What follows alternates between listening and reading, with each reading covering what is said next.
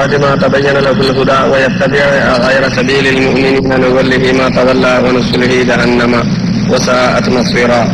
صدق الله العلي العظيم. ബഹുമാന്യരായ പണ്ഡിത ശ്രേഷ്ഠരെ, ആദരണീയരായ കാരണവന്മാരെ, സ്നേഹമുള്ള വിദ്യാർത്ഥി യുവജന സുഹൃത്തുക്കളെ, മറ്റു സത്യവിശ്വാസികളെ, സഹപ്രവർത്തകരെ, അല്പം താമസിച്ചു പോയതിൽ സംഘാടകരോട് പ്രത്യേകിച്ച് ക്ഷമ ചോദിക്കുന്നു. അനിവാര്യമായ കാരണങ്ങളാൽ സംഭവിച്ചതാണ്. വിഷയം പറയാം. അഹ്ലുസുന്നത്തി വൽ ജമാഅ മൂന്ന് കലിമത്തുകളാൽ മുറക്കബായ പ്രസ്തുത അറബി ശബ്ദം സൂചിപ്പിക്കുന്നത് പോലെ പ്രവാചക ചര്യയും സഹാബത്തിന്റെ മാതൃകയും അംഗീകരിക്കണം എന്നാണ് അതിന്റെ അടിസ്ഥാന സിദ്ധാന്തം. സുന്നത്ത് എന്ന് പറഞ്ഞാൽ പ്രവാചക ചര്യ, അൽ ജമാഅ എന്ന് വെച്ചാൽ വന്യരായ സ്വഹാബ. അഹ്ലുസുന്നത്തി വൽ ജമാഅ പ്രവാചക ചര്യയും സഹാബത്തിന്റെ മാതൃകയും അംഗീകരിക്കുന്നവർ. നമ്മുടെ സമൂഹത്തിൽ ചില ആളുകൾ തെറ്റുധരിച്ചതുപോലുള്ള വിഭാഗീയതയോ അല്ലെങ്കിൽ യാഥാർത്ഥികത്വമോ ഒന്നും അതിലില്ല.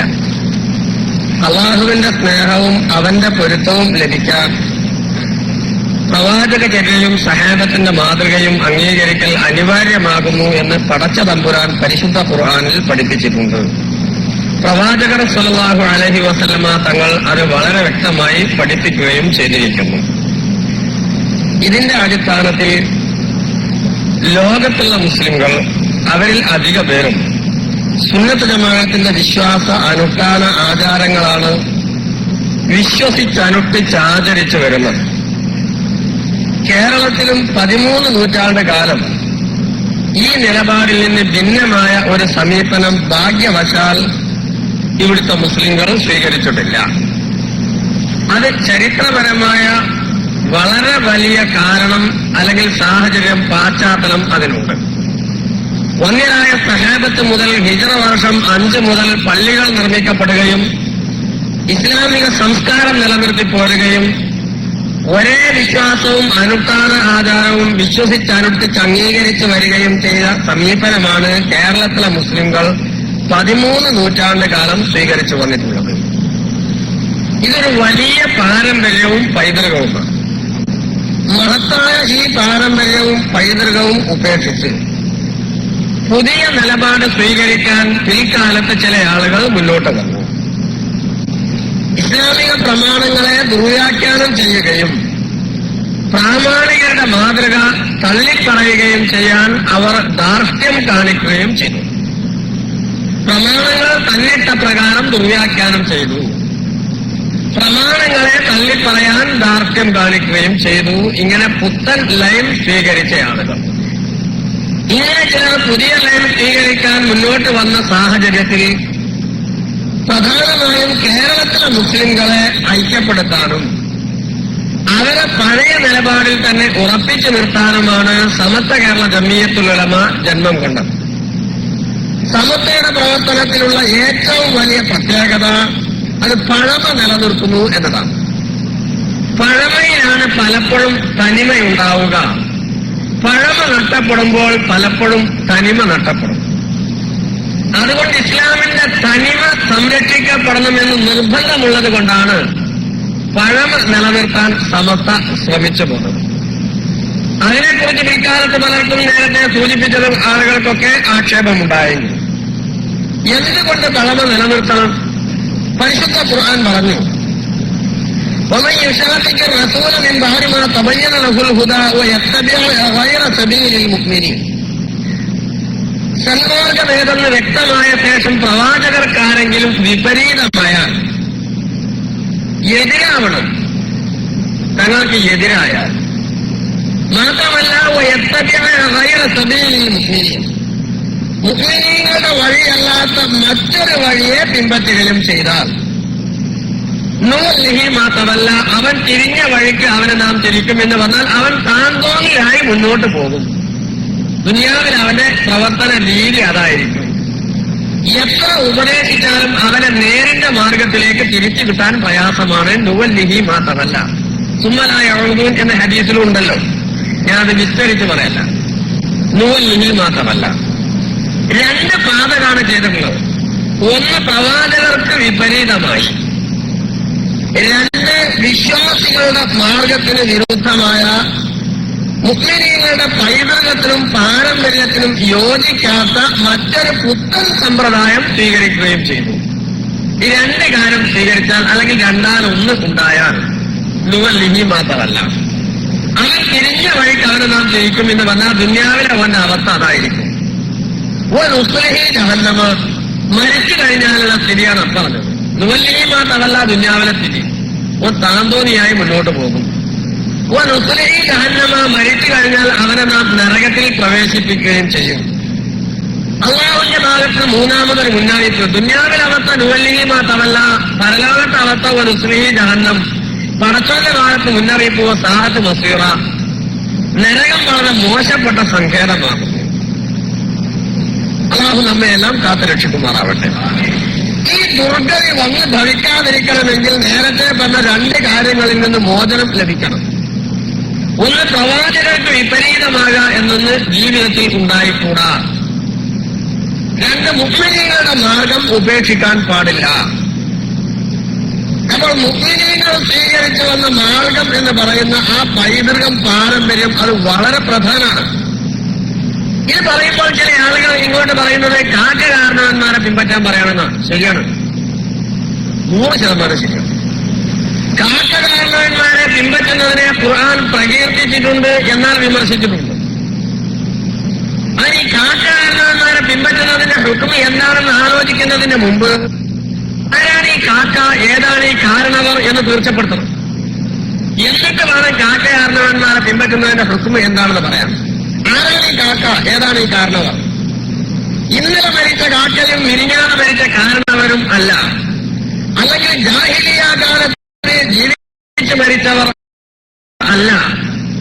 അള്ളാഹുവിന്റെ താഴത്തിലും അവന്റെ പൊരുത്തത്തിലുമായി ജീവിച്ച് അവന്റെ ഇഷ്ടദാസന്മാരിൽപ്പെട്ട മഹത്തുക്കൾ ആരോ അവരാണത്. അവരെ മാതൃകയാക്കി ജീവിക്കേണ്ടതും അവരുടെ വഴി പിൻപറ്റി ജീവിക്കേണ്ടതും വിശ്വാസിയുടെ അനിവാര്യമായ ചുമതലയാണ്. ജാഹിലിയ കാലത്ത് ജീവിക്കുകയും അനിസ്ലാമിക മരണം പ്രാപിക്കുകയും ചെയ്തവരാണെങ്കിലോ അവരെ അനുകരിക്കാൻ പാടില്ലാത്തതുമാകുന്നു. അതുകൊണ്ട് അലൽ ഇത്തരാക്കി കാക്കകാരണവന്മാരെ പിൻപറ്റണം എന്നോ അല്ലെങ്കിൽ പിൻപറ്റാൻ പാടില്ല എന്നോ പറയുന്നത് ശരിയല്ല. അലൽ ഇത്തിലാത്തി പറയാൻ പാടില്ല, നിരുപാധികം. അവിടെ ഉപാധിയുണ്ട്, സ്വാഭാവികമാണ്. ജാഹിലിയ കാലത്ത് ജീവിച്ചവരും അനിസ്ലാമിക മരണം പ്രാപിച്ചവരുമായ കാക്ക കാരണവന്മാരാണെങ്കിൽ അവരെ പിൻപറ്റി ജീവിക്കാൻ പാടില്ലാത്തതാകുന്നു. അയാ സാഹിറം ബിന്നസബി കൈഫത്തഫാഖുറു വഅഖലുകുമു മിൻ ഖബലു ദിയ്യം വനായറു. നമ്മൾ സാധാരണ പറയാറില്ലേ, അങ്ങനെ കുറെ കാക്ക കാരണവന്മാർ നേരത്തെ കഴിഞ്ഞു പോയിട്ടുണ്ട്. അവരെ പിൻപറ്റി ജീവിക്കാൻ പാടില്ലാത്തതാണ്. സ്വാലിഹീങ്ങളായ മുൻഗാമികളും കാക്ക കാരണവന്മാരുമാണെങ്കിലോ അവരെ പിൻപറ്റി ജീവിക്കൽ അനിവാര്യവും ആകുന്നു. ആബായിക്ക എന്ന് പറഞ്ഞുകൊണ്ട് പരിശുദ്ധ ഖുർആൻ അതിന് അംഗീകാരം നൽകിയിട്ടുണ്ട്, പ്രകീർത്തിച്ചിട്ടുണ്ട്, പ്രശംസിച്ചിട്ടുണ്ട്. ഖുർആൻ അംഗീകാരമുണ്ട് അതിന് കാക്കാരന്മാരെ പിൻപറ്റി ജീവിക്കുന്നതിന്. അതിന്റെ ഒരു പതിപ്പാണ് മുസ്ലിങ്ങളുടെ മാർഗം പിൻപറ്റി ജീവിക്കാം. മുസ്ലിങ്ങളുടെ വഴിയിൽ നിന്ന് വ്യതിചലിച്ചു പോയാൽ നരകപ്രവേശത്തിന് കാരണമാകുമെന്ന് ഖുർആൻ മുന്നറിയിപ്പ് നൽകിയതാണ് കാരണം. ഇവിടെ മുസ്ലിങ്ങളുടെ വഴിക്ക് കേരളത്തിലെ മുസ്ലിമീങ്ങളെ യോജിപ്പിച്ച് നിർത്തുക എന്ന ചുമതലയാണ് സമസ്ത കേരള ജമിയത്തുൽ ഉലമ നാളിതുവരെ നിർവഹിച്ചു വന്നിട്ടുള്ളത്. ഇന്നും അതാണ് നിർവഹിച്ചു വരുന്നത്. എന്നാൽ ആരൊക്കെയാണ് മുസ്ലിങ്ങളുടെ മാർഗത്തിൽ നിന്ന് കേരളത്തിലെ മുസ്ലിംകളെ വ്യതിചലിപ്പിക്കാൻ ശ്രമിച്ചത്? വിസ്തരിച്ച ചർച്ച ആവശ്യപ്പെടും. ഇടുങ്ങിയ സമയവും അതിലേറെ ഇടുങ്ങിയ ആളുമൊന്നും അതിന് മതിയാകില്ല. ഞാൻ ചില ഉദാഹരണങ്ങളുടെ കാര്യങ്ങൾ പറയാം. കേരളത്തിൽ ഇങ്ങനെ വലിയ വിവാദം സൃഷ്ടിച്ച ഒരു വിഷയമാണ് മഞ്ചേരിക്കടുത്ത കാരക്കുന്ന് പള്ളിയിലെ ഖുത്ബ സംബന്ധിച്ച് ഹൈക്കോടതിയിൽ നിന്നുണ്ടായ വിധി. ഞാൻ പറയുന്നത് കോടതി വിധി ശരിയല്ല, കോടതിക്ക് പറയാൻ അവകാശമില്ല. പിന്നെ കോടതി വിധി ശരിയല്ലാതെ പറയാൻ പാടുണ്ടോ, അവകാശമില്ലാതെ പറയാൻ പാടുണ്ടോ? പറയാവുന്നതാണ്. കോടതി വിധിയെ ചോദ്യം ചെയ്യാൻ പൗരന് അവകാശമുള്ളത് കൊണ്ടല്ലേ അപ്പീൽ പോകാനുള്ള അവകാശം തന്നത്? അപ്പീൽ പോകാനുള്ള അവകാശം വകവെക്കുന്നതോടുകൂടി കോടതി വിധിയെ ചോദ്യം ചെയ്യാനുള്ള അവകാശം നിയമപരമായി ഇവിടെ സംരക്ഷിക്കപ്പെടുകയാണ്. അതുകൊണ്ട് ബേജാറുള്ളവരെ ചോദ്യം ചെയ്യേണ്ട, അല്ലാത്തവരൊക്കെ ചോദ്യം ചെയ്തോട്ടെ. ബേജാറുള്ളവർ പോലും തിരിച്ചോട്ടെ. അപ്പീൽ പോകാൻ അവകാശമുണ്ടോ, ചോദ്യം ചെയ്യാൻ അവകാശമുണ്ടോ, അതായിരിക്കട്ടെ. അത് മറ്റൊരു സാങ്കേതിക വശം. നമ്മുടെ ശൈലി എന്താണ്, രീതി എന്താണ് ഈ കാര്യത്തിൽ?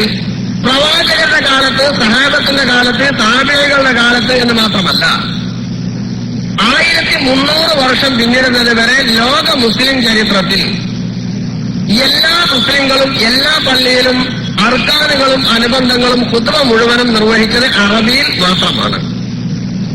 ഹിഫ്ദിന്റെ കിതാബുകളിലൊക്കെ അറബിയത്തൻ ലിത്തിബാഇ സലഫി വൽ ഖലഫി, ഖുത്ബ അറബിയിലായിരിക്കൽ ഷർത്താക്കപ്പെടും എന്ന് പറഞ്ഞ ശേഷം അതിന് പറയുന്ന തെളിവ് ലിത്തിബാഇ സലഫി വൽ ഖലഫി, മുൻഗാമികളെയും പിൻഗാമികളെയും പിൻപറ്റിയതിന് വേണ്ടിയെന്നാണ്. സലഫ് എന്ന് പറഞ്ഞാൽ സഹാബത്തും താബിഈകളും, ഖലഫ് എന്ന് പറഞ്ഞാൽ അതിന് ശേഷമുള്ള മഹാന്മാരും. അവരൊക്കെ അറേബ്യൻ നാടുകളിൽ എന്ന പോലെ ഇതര നാടുകളിലും ഖുത്ബ നിർവഹിച്ചത് അറബിയിലാണ്. അതുകൊണ്ട് അവരെ പിൻപറ്റിയതിന് വേണ്ടി ഖുത്ബ അറബിയിൽ നിർവഹിക്കണം. തീർച്ചയാണല്ലോ സലഫിന്റെ കാലത്ത്. സലഫിന്റെ കാലത്ത് അറബേതര രാജ്യങ്ങളിൽ ഇസ്ലാമിന് വലിയ പ്രചാരം ലഭിച്ചിട്ടുണ്ട്. ഖലഫിന്റെ കാലത്ത് അതിലേറെ പ്രചാരം ലഭിച്ചിട്ടുണ്ട്. അവിടങ്ങളിൽ പള്ളികൾ സ്ഥാപിക്കപ്പെടുകയും ജുമാ ജമാഅത്ത് നിലനിർത്തിപ്പോരുകയും ചെയ്തിട്ടുണ്ട്. അവരെ ശ്രോതാക്കൾ അറബികളായതോടുകൂടി അറബികളല്ലാത്തപ്പോഴും, ശ്രോതാക്കൾക്ക് അറബി മനസ്സിലായപ്പോഴും അറബി മനസ്സിലാകാത്തപ്പോഴും, ബാങ്ക്, ഖുത്ബ, നിസ്കാരത്തിലെ പ്രാർത്ഥനകൾ ഒക്കെ അറബിയിൽ മാത്രമാണ് നിർവഹിച്ചു പോകുന്നത്. പ്രാദേശിക ഭാഷയിൽ ബാങ്കോ ഖുത്ബയോ നിസ്കാരത്തിലെ പ്രാർത്ഥനകളോ അവരാരും നിർവഹിച്ചില്ല. അതുകൊണ്ട് അവരുടെ മാതൃക പിൻപറ്റി, മുഅ്മിനീങ്ങളുടെ മാർഗം പിൻപറ്റി, മുഅ്മിനീങ്ങളുടെ വഴിയിൽ നിന്ന് വ്യതിചലിക്കാതിരിക്കാൻ വേണ്ടി ലോകത്തുള്ള മുസ്ലിമീങ്ങളൊക്കെ പറഞ്ഞു ഖുത്ബ അറബിയിലായിരിക്കണം. മറുഭാഗത്ത് പറയാനുണ്ട മുസ്ലിമീങ്ങളുടെ പാരമ്പര്യം ചൂണ്ടിക്കാണിക്കാനുണ്ടോ? മുസ്ലിങ്ങളുടെ ഒരു പാരമ്പര്യമോ ചരിത്രമോ ചൂണ്ടിക്കാണിക്കാനില്ല. പിന്നെ പറയുന്നത് ആ ഖുത്ബ എന്ന പ്രസംഗമല്ലേ, പ്രസംഗം നടത്തിയിട്ടുണ്ട്. അതിന് ഈ തുക നമ്മൾ സമ്മതിച്ചിട്ടില്ല. ഖുത്ബ എന്ന് പറഞ്ഞാൽ കേവലം ഒരു പ്രസംഗമാകുന്നു എന്ന് വകവെച്ചു കൊടുക്കാൻ നിവൃത്തില്ല. ഒരു സാധാരണ പ്രസംഗമല്ല. ഹംദ് കൊണ്ട് തുടങ്ങി പ്രാർത്ഥന കൊണ്ട് അവസാനിപ്പിക്കപ്പെടുന്ന ഒരു പ്രത്യേക വിവാദത്താണ്. അതിന് ഫർളുകളുണ്ട്, ഷർത്തുകളുണ്ട്. അള്ളാഹുവിനെ സ്തുതിക്കുക, പ്രവാചകന്റെ മേൽ സ്വലാത്ത് ചെല്ലുക, തഖ്വ കൊണ്ട് വസിയ്യത്ത് ചെയ്യുക, ആയത്ത് ഓതുക, വിശ്വാസികൾക്ക് വേണ്ടി പ്രാർത്ഥിക്കുക, 5 ഫർളുകൾ. ഈ 5 ഒന്നോ പലതോ മുഴുവനായോ നഷ്ടമായാൽ ഖുത്ബ സാധുവാകില്ല. അറബിയിലാണെങ്കിൽ പോലും ഖുത്ബ സാധുവാകില്ല. എന്നാൽ അതൊരു പ്രസംഗമായി അവശേഷിക്കും, ഖുത്ബയാകില്ല. ഖുത്ബയ്ക്ക് ഷർത്തുകളുണ്ട്. ഖുത്ബ നിർവഹിക്കുന്നയാൾ പുരുഷനായിരിക്കണം, പ്രസംഗിക്കുന്നയാൾ പുരുഷനാവണമെന്നില്ല. ഖുത്ബ നിർവഹിക്കുന്നയാൾ ഇടയ്ക്കിരിക്കണം, പ്രസംഗിക്കുന്നയാൾ ഇടയ്ക്കിരിക്കണമെന്നില്ല. പലതുമായ അശുദ്ധികളിൽ നിന്ന് ശുദ്ധിയായിരിക്കണം, പ്രസംഗിക്കുന്നയാൾക്ക് ഒതു വേണമെന്നില്ല. ഖുത്ബ നിർവഹിക്കുന്നയാൾ ഔറത്ത് മറച്ചോളണം. ഒരാൾ നിസ്കാരം നിർവഹിച്ച് പുറത്തിറങ്ങി വരുമ്പോ മുട്ടുമുക്കളിനിറയിൽ അയാൾ ഉടുത്ത തുണിയിൽ എന്നാ ആളുകൾ പറയാ, നിങ്ങളെ തുണിക്കൊരു ദ്വാരണ്ട്, നിസ്കാരം ശരിയായില്ല, മടക്കി കരിക്കാൻ പറയും. ഖുത്ബ നിർവഹിച്ച് ഇറങ്ങി വരുമ്പോ ഖതീബ് സാഹിബിന്റെ തുണിയിൽ ഓട്ടുണ്ടെങ്കിലും പറയും, നമ്മൾ ഖതീബ് സാഹിബിന്റെ തുണിയിൽ ഓട്ടുണ്ട്, ഖുത്ബ ശരിയായിട്ടില്ല, 2ാമത് ഖുത്ബ ഓതണം. ഞാനിവിടെ പ്രസംഗം കഴിഞ്ഞ് ഇറങ്ങുമ്പോൾ എന്റെ തുണിയിലൂടെ ഓട്ടുണ്ടെങ്കിൽ നിങ്ങൾ ആരെങ്കിലും പറയോ പ്രസംഗം ശരിയായിട്ടില്ല, 2ാമത് പ്രസംഗിക്കണം? ഒരാൾ പറയില്ല. സുന്നി പറയില്ല, അസുന്നി പറയില്ല. എല്ലാവർക്കും മനസ്സിലാണ് മസാല. കിതാബ് ഓടിയാലും ഓടിയിട്ടില്ലെങ്കിലും മനസ്സിലാവും. എല്ലാവർക്കും മനസ്സിലാണ് മനസ്സിലായി. ആ എനിക്ക് ഖുത്ബ എന്ന് പറഞ്ഞാൽ പ്രസംഗമാകുന്നു, പ്രസംഗം എന്ന് പറഞ്ഞാൽ ഖുത്ബയാകുന്നു എന്ന് പറയാൻ നിവൃത്തില്ല. അതുകൊണ്ട് ഖുത്ബക്ക് നിശ്ചയിക്കപ്പെട്ട ഫർളുകളും ഷർത്തുകളൊക്കെ പാലിച്ചു കാണും. ആ കൂട്ടത്തിൽ ഒരു ഷർത്താണ്, പല ഷർത്തുകളിൽ ഒരു ഷർത്താണ് അറബിയിലായിരിക്കുക എന്നുള്ളത്. മാത്രമല്ല അവർ പറയുന്ന തെളിവോ ലിത്തിബാഇ സലഫി വൽ ഖലഫി, മുൻഗാമികളും പിൻഗാമികളും അങ്ങനെ നിർണയിച്ചു പോകുന്ന മുഅ്മിനീങ്ങളുടെ വഴി അതാണ്. മുഅ്മിനീങ്ങളുടെ വഴി അതാണെന്ന് നദ്വത്തുൽ മുജാഹിദീന്റെ സ്ഥാപകനെ പോലും സമ്മതിച്ചിട്ടുണ്ട്. അദ്ദേഹം പോലും സമ്മതിച്ചിരിക്കുന്നു മുഅ്മിനീങ്ങളുടെ വഴി അതാണ്. അതുകൊണ്ട് സമത്ത പറയുന്നു മുഅ്മിനീങ്ങളുടെ വഴിയിൽ നിന്ന് വ്യതിചലിക്കാൻ.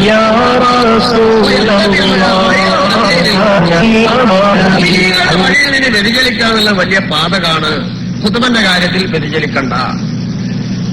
വെള്ളിയാഴ്ച തന്നെ നമ്മുടെയൊക്കെ പള്ളികളിൽ ജുമാക്ക് 2 ബാങ്ക് വിളിക്കാറുണ്ട്. വിദായി പ്രസ്ഥാനക്കാർ 1 ബാങ്ക് കൊണ്ട് അവസാനിപ്പിക്കും. സഹീഹുൽ ബുഖാരി ഉൾപ്പെടെയുള്ള സർവ്വ ഹദീസിന്റെ കിതാബുകളിലുമുണ്ടല്ലോ, സലഫും ഖലഫും പിന്നീട് ഇനി വരെ ഉണ്ടായവരും ഒക്കെ 2 ബാങ്ക് വിളിച്ചവരാണ്. അപ്പോൾ സെലഫികളെങ്കിലും 2 ബാങ്ക് വിളിക്കണ്ടേ? സെലഫികളെങ്കിലും അറബിയിൽ ഖുതുബ നിർവഹിക്കണ്ടേ? കാരണം അത് സെലഫിയല്ലേ. അതുകൊണ്ട് ഇന്ന് നമ്മുടെ നാട്ടിൽ സെലഫി എന്ന് അവകാശപ്പെടുന്നവർ യഥാർത്ഥത്തിൽ സെലഫികളുമല്ല, ഹനഫികളുമല്ല, ഹനഫികളാണ്. ഈ സുക്കൂനിൽ ലാമിയാണ്. യഥാർത്ഥം അങ്ങനെയാണ്. അവരൊക്കെ 2 ബാങ്ക് വിളിച്ചവരാണ്. 14 നൂറ്റാണ്ട് കാലത്തെ മുഅ്മിനീങ്ങളുടെ പാരമ്പര്യം അതാണ്.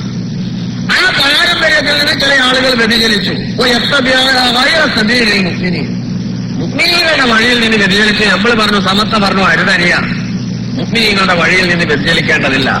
നിങ്ങൾ നിങ്ങളുടേതായ ന്യായം പറഞ്ഞ് വ്യതിചലിക്കുന്നത് ശരിയല്ല. മുഅ്മിനീങ്ങളുടെ വഴിക്ക് മുന്നോട്ട് നീങ്ങണം. അതുപോലെ ഏത് കാര്യങ്ങൾ നിങ്ങൾ പരിശോധിച്ച് നോക്ക്. ഇവിടെ സുന്നികൾക്കിടയിലും അസുന്നികൾക്കിടയിലും അഭിപ്രായ വ്യത്യാസമുള്ള ഏതേലും വിഷയങ്ങൾ പരിശോധിച്ചാലും മുഅ്മിനീങ്ങളുടെ മാർഗം നിലനിർത്താൻ പറഞ്ഞവരാണ് സമസ്തക്കാർ. മുഅ്മിനീങ്ങളുടെ മാർഗം അല്ലാതെ സമസ്തക്കാരെ മാത്രമായി യോഗം ചേർന്ന് വല്ലതും തീരുമാനിച്ചിട്ടുണ്ടോ? ഇല്ല. ഇപ്പോൾ ഇങ്ങനെ സ്ത്രീകൾ പരസ്യമായ രംഗത്ത് വരുന്നതിനെ കുറിച്ച് സമസ്ത മുന്നറിയിപ്പ് നൽകി. യഥാർത്ഥത്തിൽ അവിടെ ഈ മുഅ്മിനീങ്ങളുടെ പഴയകാല പാരമ്പര്യം നിലനിർത്താനാണല്ലോ സമസ്ത പറഞ്ഞത്. നിലനിർത്തുന്നതിൽ പ്രായോഗികമായി പ്രയാസങ്ങൾ അനുഭവിക്കുന്ന പുത്തൻ സമൂഹം ഉണ്ടായിരിക്കാം എന്നത് വേറെ കാര്യം. സമസ്ത വിലയുറപ്പിച്ചത് എവിടെയാണ്? നൂറ്റാണ്ടുകളായി മുഅ്മിനീങ്ങൾ നിലനിർത്തിപ്പോകുന്ന പാരമ്പര്യം തുടർന്നും നിലനിർത്തണം. ആ പാരമ്പര്യം നിലനിർത്തിപ്പോരുന്നതിൽ പുതിയ സാഹചര്യം പലർക്കും പ്രായോഗികമായ പ്രയാസങ്ങൾ ഉണ്ടാക്കിയിരിക്കാം. അത് മറ്റൊരു വസ്തുത. അത് ഈ വേദിയിൽ വെച്ച് തൽക്കാലം ചർച്ച ചെയ്യേണ്ടതല്ല. അത് മറ്റൊരു വിഷയമാണ്. പക്ഷേ സമസ്തയുടെ സമീപനം മുഅ്മിനീങ്ങളുടെ മാർഗം നിലനിർത്തണം എന്ന് ആഹ്വാനം ചെയ്യുന്നതാണ്. ഏത് മുഅ്മിനീങ്ങളുടെ? പ്രവാചകരിൽ നിന്ന് ദീൻ പഠിച്ച സഹാബത്ത്, താബിഈങ്ങൾ, അത്ബാഉ താബിഈൻ ഉൾപ്പെടെ ഉത്തമ നൂറ്റാണ്ടുകാരെന്ന് പ്രവാചകർ വിശേഷിപ്പിച്ച ആദ്യ നൂറ്റാണ്ടുകൾ മുതൽ സമീപകാലം വരെ അനുകരണീയരും അനുഗ്രഹീതരുമായ മഹത്വങ്ങൾ നിലനിർത്തിപ്പോന്ന പാരമ്പര്യം, അതാണ് മുഅ്മിനീങ്ങളുടെ പാരമ്പര്യം. ആ പാരമ്പര്യം നിലനിർത്തിപ്പോരണമെന്ന് മാത്രമേ സമൂഹത്തോട് സമസ്ത ഇക്കാലം അത്രയും പറഞ്ഞിട്ടുള്ളൂ. ഇങ്ങനെ നമ്മുടെ നാട്ടിൽ മാസപ്പിറവിയുടെ പേരിൽ ഒട്ടേറെ വിവാദങ്ങൾ ഉണ്ടായല്ലോ. സമസ്ത അവിടെയും എന്താണ് പറഞ്ഞത്? മുഅ്മിനീങ്ങളുടെ പാരമ്പര്യം നിലനിർത്തണം. മുഅ്മിനീങ്ങളുടെ പാരമ്പര്യത്തിൽ നിന്ന് വ്യതിചലിച്ച് ചില ആളുകൾ കമ്മിറ്റി ഉണ്ടാക്കി. യഥാർത്ഥത്തിൽ ഇസ്ലാമിക ചരിത്രത്തിൽ അങ്ങനെ ഒരു കമ്മിറ്റി, ഹിലാൽ കമ്മിറ്റി എന്ന് പറഞ്ഞ ഏർപ്പാടില്ലല്ലോ. ഇസ്ലാമിക ചരിത്രത്തിൽ അങ്ങനെയൊന്നും ചൂണ്ടിക്കാണിക്കാനില്ല. അങ്ങനെയൊന്നില്ല. കാവ്യമല്ലാത്തവർ വ്യാമോഹത്തിന്റെ പേരിൽ സ്വയം കാവ്യമാരായി ചമയുന്ന ഒരു സമ്പ്രദായവും ഇസ്ലാമിക ചരിത്രത്തിൽ ഇല്ല. അങ്ങനെ സ്വയം ചമയുന്ന മാനസിക രോഗികളെ കുറിച്ച് ചരിത്രത്തിന് പരിചയമുണ്ട് എന്നല്ലാതെ യഥാർത്ഥത്തിൽ അങ്ങനെയുള്ള കാവ്യമാരെ കുറിച്ച് സമൂഹത്തിന് ചരിത്രത്തിനും പരിചയമില്ലല്ലോ. അതുകൊണ്ട് അങ്ങനെ മാനസികമായ വൈകല്യം സംഭവിച്ച ആളുകളും അനധികൃത കമ്മിറ്റിക്കാരുമൊക്കെ ചിത്രത്തിൽ നിന്ന് മാറി നിന്ന് മുഅ്മിനീങ്ങളുടെ പാരമ്പര്യം നിലനിർത്തണമെന്നാണ് അവിഷേകമായും യഥാർത്ഥത്തിൽ സമസ്ത പറഞ്ഞിട്ടുള്ളത്. അപ്പൊ ഏതേത് കാര്യങ്ങൾ പരിശോധിച്ചാലും ഞാൻ വിസ്തരിച്ച് പറയുകയല്ല. ഏതേത് കാര്യങ്ങൾ പരിശോധിച്ചിട്ടുണ്ടെങ്കിലും മുഅ്മിനീങ്ങളുടെ പാരമ്പര്യം നിലനിർത്തണമെന്നാണ് പറഞ്ഞിട്ടുള്ളത്. മുഅ്മിനീങ്ങളുടെ പാരമ്പര്യം അല്ലാതിരുന്നാൽ അത് വലിയ അപകടമാണ്. ഗൈറ സബീലിൽ മുഅ്മിനീൻ. ഇതിനു വേണ്ടി രൂപീകരിക്കപ്പെട്ട ഈ സംഘത്തിന് നേതൃത്വം നൽകിയത് ആ കാലത്ത് ജീവിച്ചിരിക്കുന്ന സാദത്തുകളിൽ ആലിമീങ്ങളിൽ പ്രമുഖരാണ്. ഇന്ന് വരെ നേതൃത്വം നൽകിപ്പോകുന്നത് അതാത് കാലങ്ങളിൽ ജീവിച്ചിരിക്കുന്നവരിൽ പ്രമുഖരാണ്. ഇങ്ങനെ പോകുന്നത് ആദർശപരമായ കാരണങ്ങളാൽ പലരും സമസ്തയെ എതിർത്തിട്ടുണ്ട്. സയ്യിദ് ഈനാപുരം അഹ്മദിന്റെ പ്രവാചകത്വവാദം എതിർക്കുകയും മുഹമ്മദ് നബി സല്ലല്ലാഹു അലൈഹി വസല്ലമ തങ്ങളുടെ ഖത്മുൻ നുബുവത്തിനെ അംഗീകരിക്കുകയും ചെയ്യുന്ന മുസ്ലിമീങ്ങൾക്ക് കൂട്ടത്തിൽ സമസ്തക്കാർക്കും അഹ്മദിയ്യ ജമാഅത്തിനെ എതിർക്കാതിരിക്കാൻ നിവൃത്തില്ല. എതിർത്തിട്ടുണ്ട്. അവർക്ക് സ്വാഭാവികമായും ഇങ്ങോട്ടും എതിർപ്പുണ്ടാകും. മൂന്നത്തെ അനുകരിച്ചാൽ മതി എന്ന് പറയുന്ന ഒരാളും അയാളുടെ സൊസൈറ്റിയും 5 നേരത്തെ നിസ്കാരത്തിന്റെ നിർബന്ധം നിഷേധിച്ചത് കാരണം സമത്വയെ എതിർത്തിട്ടുണ്ട്, തിരിച്ചും എതിർപ്പുണ്ടായിട്ടുണ്ട്, സ്വാഭാവികം. അത് മൗലികമായ കാരണങ്ങളാൽ ആകുന്നു. വിദായി പ്രസ്ഥാനക്കാരിൽ പലർക്കും സമത്വയോട് എതിർപ്പുണ്ട്, സമത്വയ്ക്ക് തിരിച്ചും. സമത്വയുടെ എതിർപ്പിന് കാരണം അവർ ബിദ്അത്ത് പ്രചരിപ്പിക്കുന്നു, ബിദ്അത്ത് നിലനിർത്തുന്നു എന്നതാണ്. മുഅ്മിനീങ്ങളുടെ മാർഗത്തിൽ നിന്ന് വിശ്വാസികളെ വ്യതിചലിപ്പിക്കാൻ അവർ സംഘടിത ശ്രമം നടത്തുന്നു എന്നതും. പല വ്യാജ തരീഖത്തുകാരെക്കുറിച്ചും സമത്വ സമൂഹത്തിന് മുന്നറിയിപ്പ് നൽകിയിട്ടുണ്ട്.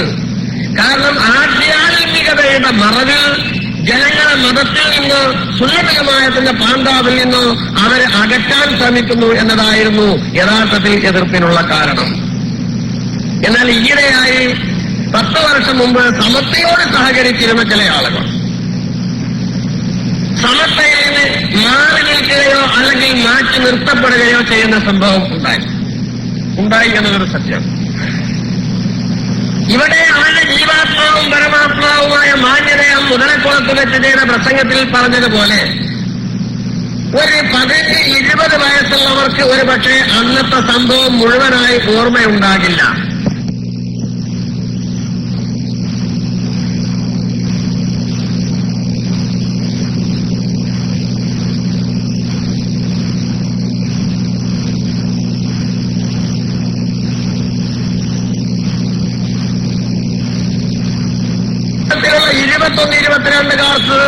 അതിന്റെ നിജസ്ഥിതി ഇരു വിഭാഗത്തിന്റെ വിശദീകരണത്തിൽ നിന്നോ അല്ലാത്ത രീതിയിലോ ഒക്കെ മാത്രമേ പരിചയമുണ്ടാകൂ.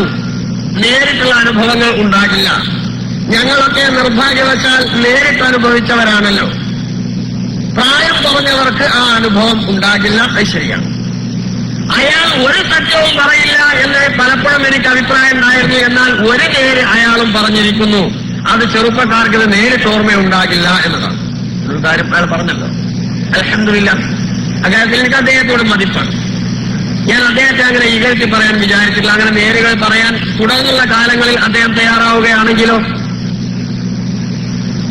ഞാൻ പറയട്ടെ, സമസ്ത കേരള ജമീയത്തുൽ ഉലമായുടെ പ്രസിഡന്റ് കണ്ണിയത്ത് ഉസ്താദ്, ജനറൽ സെക്രട്ടറി ശംസുൽ ഉലമ DK അബൂബക്കർ മുസ്ലിയാർ റളിയല്ലാഹു തആല മർത്തദഹുമാ ആമീൻ. ആരായിരുന്നു കണ്ണിയത്ത് ഉസ്താദ്? അദ്ദേഹത്തിന് പലർക്കും ഓർമ്മ ഉണ്ടായിക്കൊള്ളുന്നില്ലല്ലോ.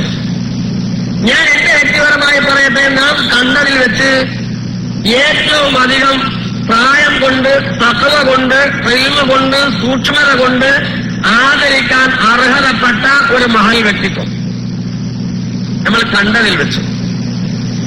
അതിലേറെ വലിയ മഹത്വങ്ങളെക്കുറിച്ച് ചരിത്രത്തിൽ വായിച്ചിട്ടുണ്ട്, നേരിൽ കാണാനുള്ള ഭാഗ്യം ഉണ്ടായിട്ടില്ല.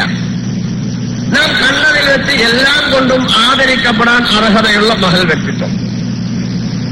നാം കഴിഞ്ഞ കാലത്ത് സമസ്തയിൽ ഏറ്റവും അധികം പ്രായമുള്ള അദ്ദേഹത്തിനാണ്. ശംസുൽ ഉലമ ഉൾപ്പെടെയുള്ള ഗുരുവര്യന്മാരുടെ ഗുരുനാഥനായിരുന്നു അദ്ദേഹം. അങ്ങേയറ്റം സൂക്ഷ്മത പാലിച്ച് ജീവിച്ച ആളാണ്. നിങ്ങൾക്കറിയാമോ, കോടികളുടെ ആസ്തിയുള്ള സമസ്തയുടെ അധിപൻ മിസ്കീനായിട്ടാണ് വഫാത്തായത്. മിസ്കീനായിട്ടാണ്, മറ്റേ ചെറിയ കാര്യം നല്ലത്. സൗകര്യങ്ങൾ സമ്പാദിക്കാൻ അവസരങ്ങൾ ഇല്ലാത്തത് കൊണ്ടല്ല, അത് അദ്ദേഹത്തിന്റെ സൂക്ഷ്മതയുടെ ഭാഗമാണ്. അദ്ദേഹത്തിന്റെ സൂക്ഷ്മതയുടെ ഭാഗമാണ്. മിസ്കീനായിട്ട് വഫാത്തായത്. അറബിയാണ് പറയുന്ന ആരോഗ്യമില്ലാത്ത മിസ്കീനല്ല, സക്കാത്തിന്റെ അവകാശിയായ മിസ്കീൻ. നിങ്ങളുടെ മുമ്പാകെ പ്രസംഗിക്കാൻ പ്രത്യേകപ്പെട്ട ഞാൻ മിസ്കീനല്ല, അല്ല. പക്ഷെ എനിക്ക് കണ്ണിയത്ത് ഉസ്താദിനോട് മഹബത്താണ്. ഔ മുഹിബ്ബൻ എന്ന് പറഞ്ഞാൽ വലാ തകുൻ ഖാമിസാണ്, 5ാമത്തെ ആളാകരുത് എന്ന് നിർബന്ധമുള്ളതുകൊണ്ട് ഞാൻ അദ്ദേഹത്തോടും അദ്ദേഹം വെച്ചു പുലർത്തുന്ന ആ സമീപനത്തോടും മഹബത്തുള്ള ആളാണ്. മുഹിബ്ബായിക്കൂടെ, ഏറ്റവും ചുരുങ്ങിയത് മിനിമം. അപ്പൊ വളരെ സൂക്ഷ്മത പാലിച്ച് ജീവിച്ച ഒരു വലിയ പണ്ഡിതൻ. ശംസുൽ ഉലമയോ, ശംസുൽ ഉലമയുടെ കാലത്ത് അദ്ദേഹത്തെ പോലെ പ്രാപ്തനായ മറ്റൊരാൾ ഇവിടെ ജീവിച്ചിരുന്നിട്ടില്ല. ലോകത്ത് തന്നെ ഇല്ല എന്നാണ് പലരും അവകാശപ്പെടുന്നത്. ശരിയായിരിക്കാം, അദ്ദേഹത്തെ പോലെ മറ്റൊരാളെ ഞാൻ പരിചയപ്പെട്ടിട്ടില്ല. പലരും അങ്ങനെ പറയുന്നുണ്ട്. അങ്ങനെയില്ല, ശരിയായിരിക്കും എന്നാണ് എന്റെയും ധാരണ.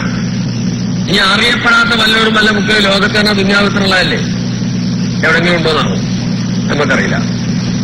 ഇന്ത്യയിൽ ഏതായാലുമില്ല, ലോകത്തും അറിയപ്പെട്ടിട്ടില്ല അത്ര പ്രാപ്തനായ മറ്റൊരു പണ്ഡിതൻ. അവരാണ് സമസ്തയുടെ പ്രസിഡന്റും സെക്രട്ടറി. അതിൽ കണ്ണിയത്ത് ഉസ്താദിനെ ഒന്നാം പ്രതി ശംസുൽ ഉലമയെ രണ്ടാം പ്രതിയുമായി കേസ് കൊടുക്കാൻ വേണ്ടി സമസ്തയുടെ ഭാരവാഹികളിൽപ്പെട്ട ചില മാന്യദേഹങ്ങൾ ഇവർക്ക് വക്കീൽ നോട്ടീസ് അയക്കുന്നു. കണ്ണിയത്ത് ഉസ്താദ് വക്കീൽ നോട്ടീസ് കൈപ്പറ്റുമ്പോൾ ഈ പറയപ്പെട്ട ആളുകൾ സമസ്തയുടെ ഭാരവാഹികളാണ്. നോട്ടീസ് കൈപ്പറ്റുമ്പോൾ ശംസുൽ ഉലമ നോട്ടീസ് കൈപ്പറ്റുമ്പോഴേക്ക് ഇവരെ ഭാരവാഹിത്വത്തിൽ നിന്ന് നീക്കം ചെയ്തിട്ടുണ്ട്. അതിന്റെ ഇടയിലാണ് പുറത്താക്കുന്ന നടപടി. അതെന്താ അങ്ങനെ വന്നു എന്ന് ചോദിച്ചാൽ ശിപായി നോട്ടീസുമായി വന്ന അന്ന് തന്നെ കണ്ണിയത്ത് ഉസ്താദ് നോട്ടീസ് വാങ്ങി. ശംസുൽ ഉലമ ഏതാനും ദിവസങ്ങളിൽ ശിപായിയെ തിരിച്ചയച്ചു. ഉടനെ വാങ്ങിയില്ല. എന്തുകൊണ്ട് എന്ന് ചോദിച്ചാൽ ഒന്ന് കണ്ണിയത്തായതുകൊണ്ട്, മറ്റേ ശംസുൽ ഉലമ ആയതുകൊണ്ട്. അവർക്കറിയാം, അറിയാത്തവർക്ക് ഇപ്പോൾ തിരിഞ്ഞോളന്നില്ല, എത്ര വലിയൊരു മത്സരം വേണ്ടത്. ഏതാവട്ടെ കണ്ണിയത്ത് ഉസ്താദ് ഈ നോട്ടീസ് കൈപ്പറ്റുമ്പോൾ ഈ ആളുകളൊക്കെ സമസ്തയുടെ ഉത്തരവാദപ്പെട്ട പോസ്റ്റുകളിലുള്ളവരാണ്. ഒരാൾ വൈസ് പ്രസിഡന്റാണ്, മറ്റൊരാൾ ജോയിന്റ് സെക്രട്ടറിയാണ്, മറ്റുള്ളവർ പരമാധികാര സഭയിലെ അംഗങ്ങളാണ്. എന്തായിരുന്നു ആ നോട്ടീസിൽ പറഞ്ഞത്? സമസ്തയുടെ പാഠപുസ്തകത്തിന് അപാകത ഉണ്ടെന്നല്ല, സമസ്തയുടെ പാഠപുസ്തകത്തിലെ പരാമർശങ്ങൾ നീക്കം ചെയ്യണമെന്നല്ല, പാഠപുസ്തകത്തിന്റെ മാറ്റണമെന്നല്ല, അല്ലെങ്കിൽ നീക്കം ചെയ്യാനോ മാറ്റാനോ ഉള്ള ശ്രമങ്ങൾ ശരിയല്ല എന്നല്ല.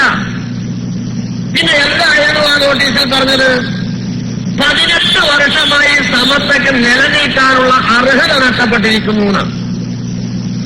ഇവരും കൂടി ഭാരവാഹികളും അംഗങ്ങളുമായ ഒരു സംഘത്തിന് നിലനിൽക്കാനുള്ള അർഹത നഷ്ടപ്പെട്ടിരിക്കുന്നു എന്നാണ് നോട്ടീസിലുള്ളത്. സംഘത്തിന്റെ ആസ്തിക്യം ചോദ്യം ചെയ്തു. ആസ്തിക്യം ചോദ്യം ചെയ്ത ആളുകളെ വീണ്ടും ആ സംഘടനയിൽ തുടരാൻ അനുവദിക്കേണ്ടതുണ്ടോ? ഏത് സംഘടനാ ശാസ്ത്രമാണ് അതിന് അനുമതി നൽകുക? പരമാധികാര സഭയിൽ നിന്ന് അവരെ മാറ്റി നിർത്തി. ഇക്കാരണത്താൽ മാറ്റി നിർത്തിയപ്പോൾ അവരാറ് പേര് ചേർന്ന് 34 ആളെ ഒഴിവാക്കി എന്ന് പറഞ്ഞ തീരുമാനം വന്നു. 40 അംഗ സഭ 34 പേര് ചേർന്ന് 6 പേരെ മാറ്റി നിർത്തുന്നു. 6 പേര് ചേർന്ന് 34 ആളെ മാറ്റി നിർത്തുന്നു. ഇതെന്തൊരു ജനാധിപത്യമാണ്? മാസമേനാഹാറാമിൻ ആബായിനൽ അവൽ. നമുക്ക് കേട്ടുകേൾവിയില്ലാത്ത ഒരു ജനാധിപത്യം ആവട്ടെ. എന്നിട്ട് അവർ 6 പേരോടൊപ്പം ബാക്കി 34 ആളെ ആരൊക്കെയോ ഉണ്ടാക്കി അവർ മറ്റൊരു സമത്തെ ഉണ്ടാക്കി. സുന്നത്ത് ജമാഅത്തിന്റെ പ്രചരണത്തിനാണെന്ന പേരിൽ നിലനിൽക്കുന്നു. ഞാൻ തമാശക്ക് പറയാറുണ്ട്, ചില ആടുകളുടെ കഴുത്തിൽ മുലണ്ടാവും, അതിൽ നിന്ന് പാല് ലഭിക്കില്ല എന്നതുപോലെ ഇവരുടെ സമത്തയിൽ നിന്ന് ആരും സുന്നി പ്രതീക്ഷിക്കേണ്ടതില്ല. പിന്നെ ചില ആളുകൾ അന്തല്ലാത്തത് കൊണ്ട് കുറെ കാലം നമ്മൾ കെട്ടിമറിഞ്ഞ് നിൽക്കും. അന്തം വെച്ചവരൊക്കെ തിരിച്ചു പോരും. അല്ലാത്തവര് പിന്നെയും അതുമുണ്ടാവും. കുറച്ചു കാലല്ലേ ഉണ്ടാകുള്ളൂ, ദീർഘകാലം ഉണ്ടാകാൻ വഴിയില്ല. സമത്തയുടെ പേരിൽ അവർ മറ്റൊരു സമാന്തരം ഉണ്ടാക്കിയ ശേഷം പ്രധാനമായും ആരോപിച്ചത് 2 ആക്ഷേപങ്ങളാണ്. ഇന്നും അതിന്റെ ബാക്കി പത്രമാണ് ആവർത്തിച്ചുകൊണ്ടിരിക്കുന്നത്. അതിൽ ഒരാരോപണം സമസ്തയെ രാഷ്ട്രീയവൽക്കരിച്ചു, സമസ്തയെ ലീഗിന്റെ ആലയിൽ കെട്ടി എന്നാണ്. സത്യം പറയണമല്ലോ, സമസ്ത കേരള ജമിയത്തുൽ ഉലമ എന്നത് 100% ഒരു ആധ്യാത്മിക പ്രസ്ഥാനമാണ്, മതസംഘടനയാണ്. ഇന്ത്യൻ യൂണിയൻ മുസ്ലിം ലീഗ് എന്ന് പറഞ്ഞത് 100% ഒരു പൊളിറ്റിക്കൽ സൊസൈറ്റിയാണ്. അതുകൊണ്ട് തന്നെ രണ്ടിന്റെയും പ്രവർത്തന മേഖല 2ആണ്, സഞ്ചാര പദം 2ആണ്. രണ്ടിന്റെയും പ്രവർത്തന മേഖല 1 അല്ല 2.